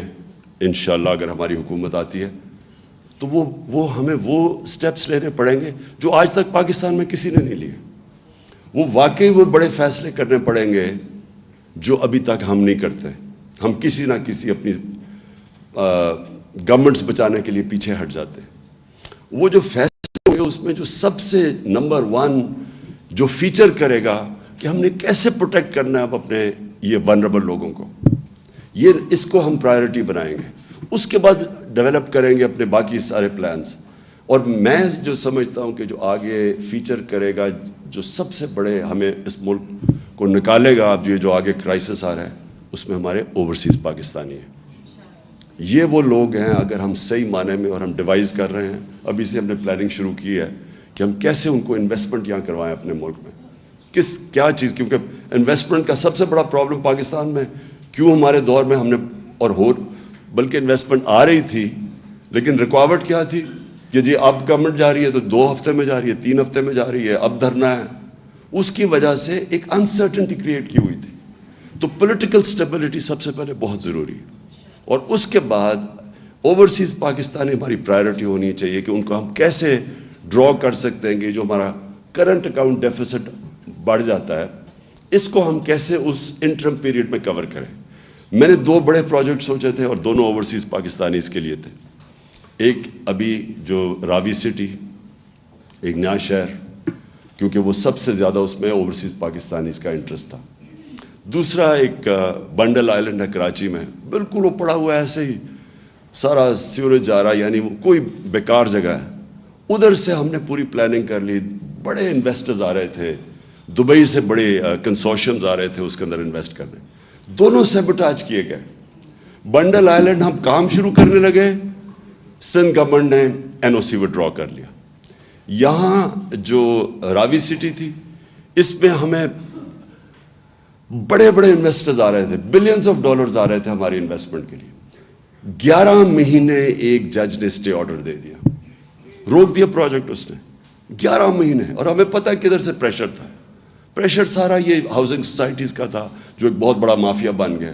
انہیں پتا تھا کہ اگر نیا پورا شہر اوپر چلا جائے, ماڈرن سٹی بن جائے, تو یہ جو ریل اسٹیٹ, یہ جو سارا اس وقت بہت بڑا اسکیم بھی ہیں اس کے اندر, ان کو ڈر تھا کہ وہ رک جائیں گے, ان کی پراپرٹیز یعنی لوگ ادھر انویسٹ کریں گے.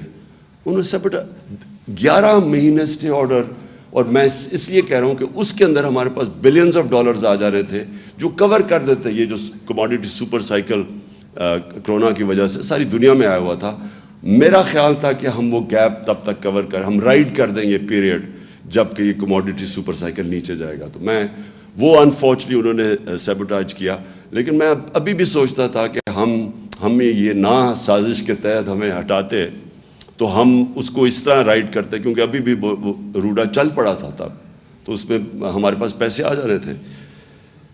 تو آخر میں سمجھتا ہوں کہ انشاءاللہ یہ طریقہ جو آنے والا وقت ہے, اس میں ہمیں نمبر 1 اپنے عام آدمی کی اب بچانا ہے اس کو. یہ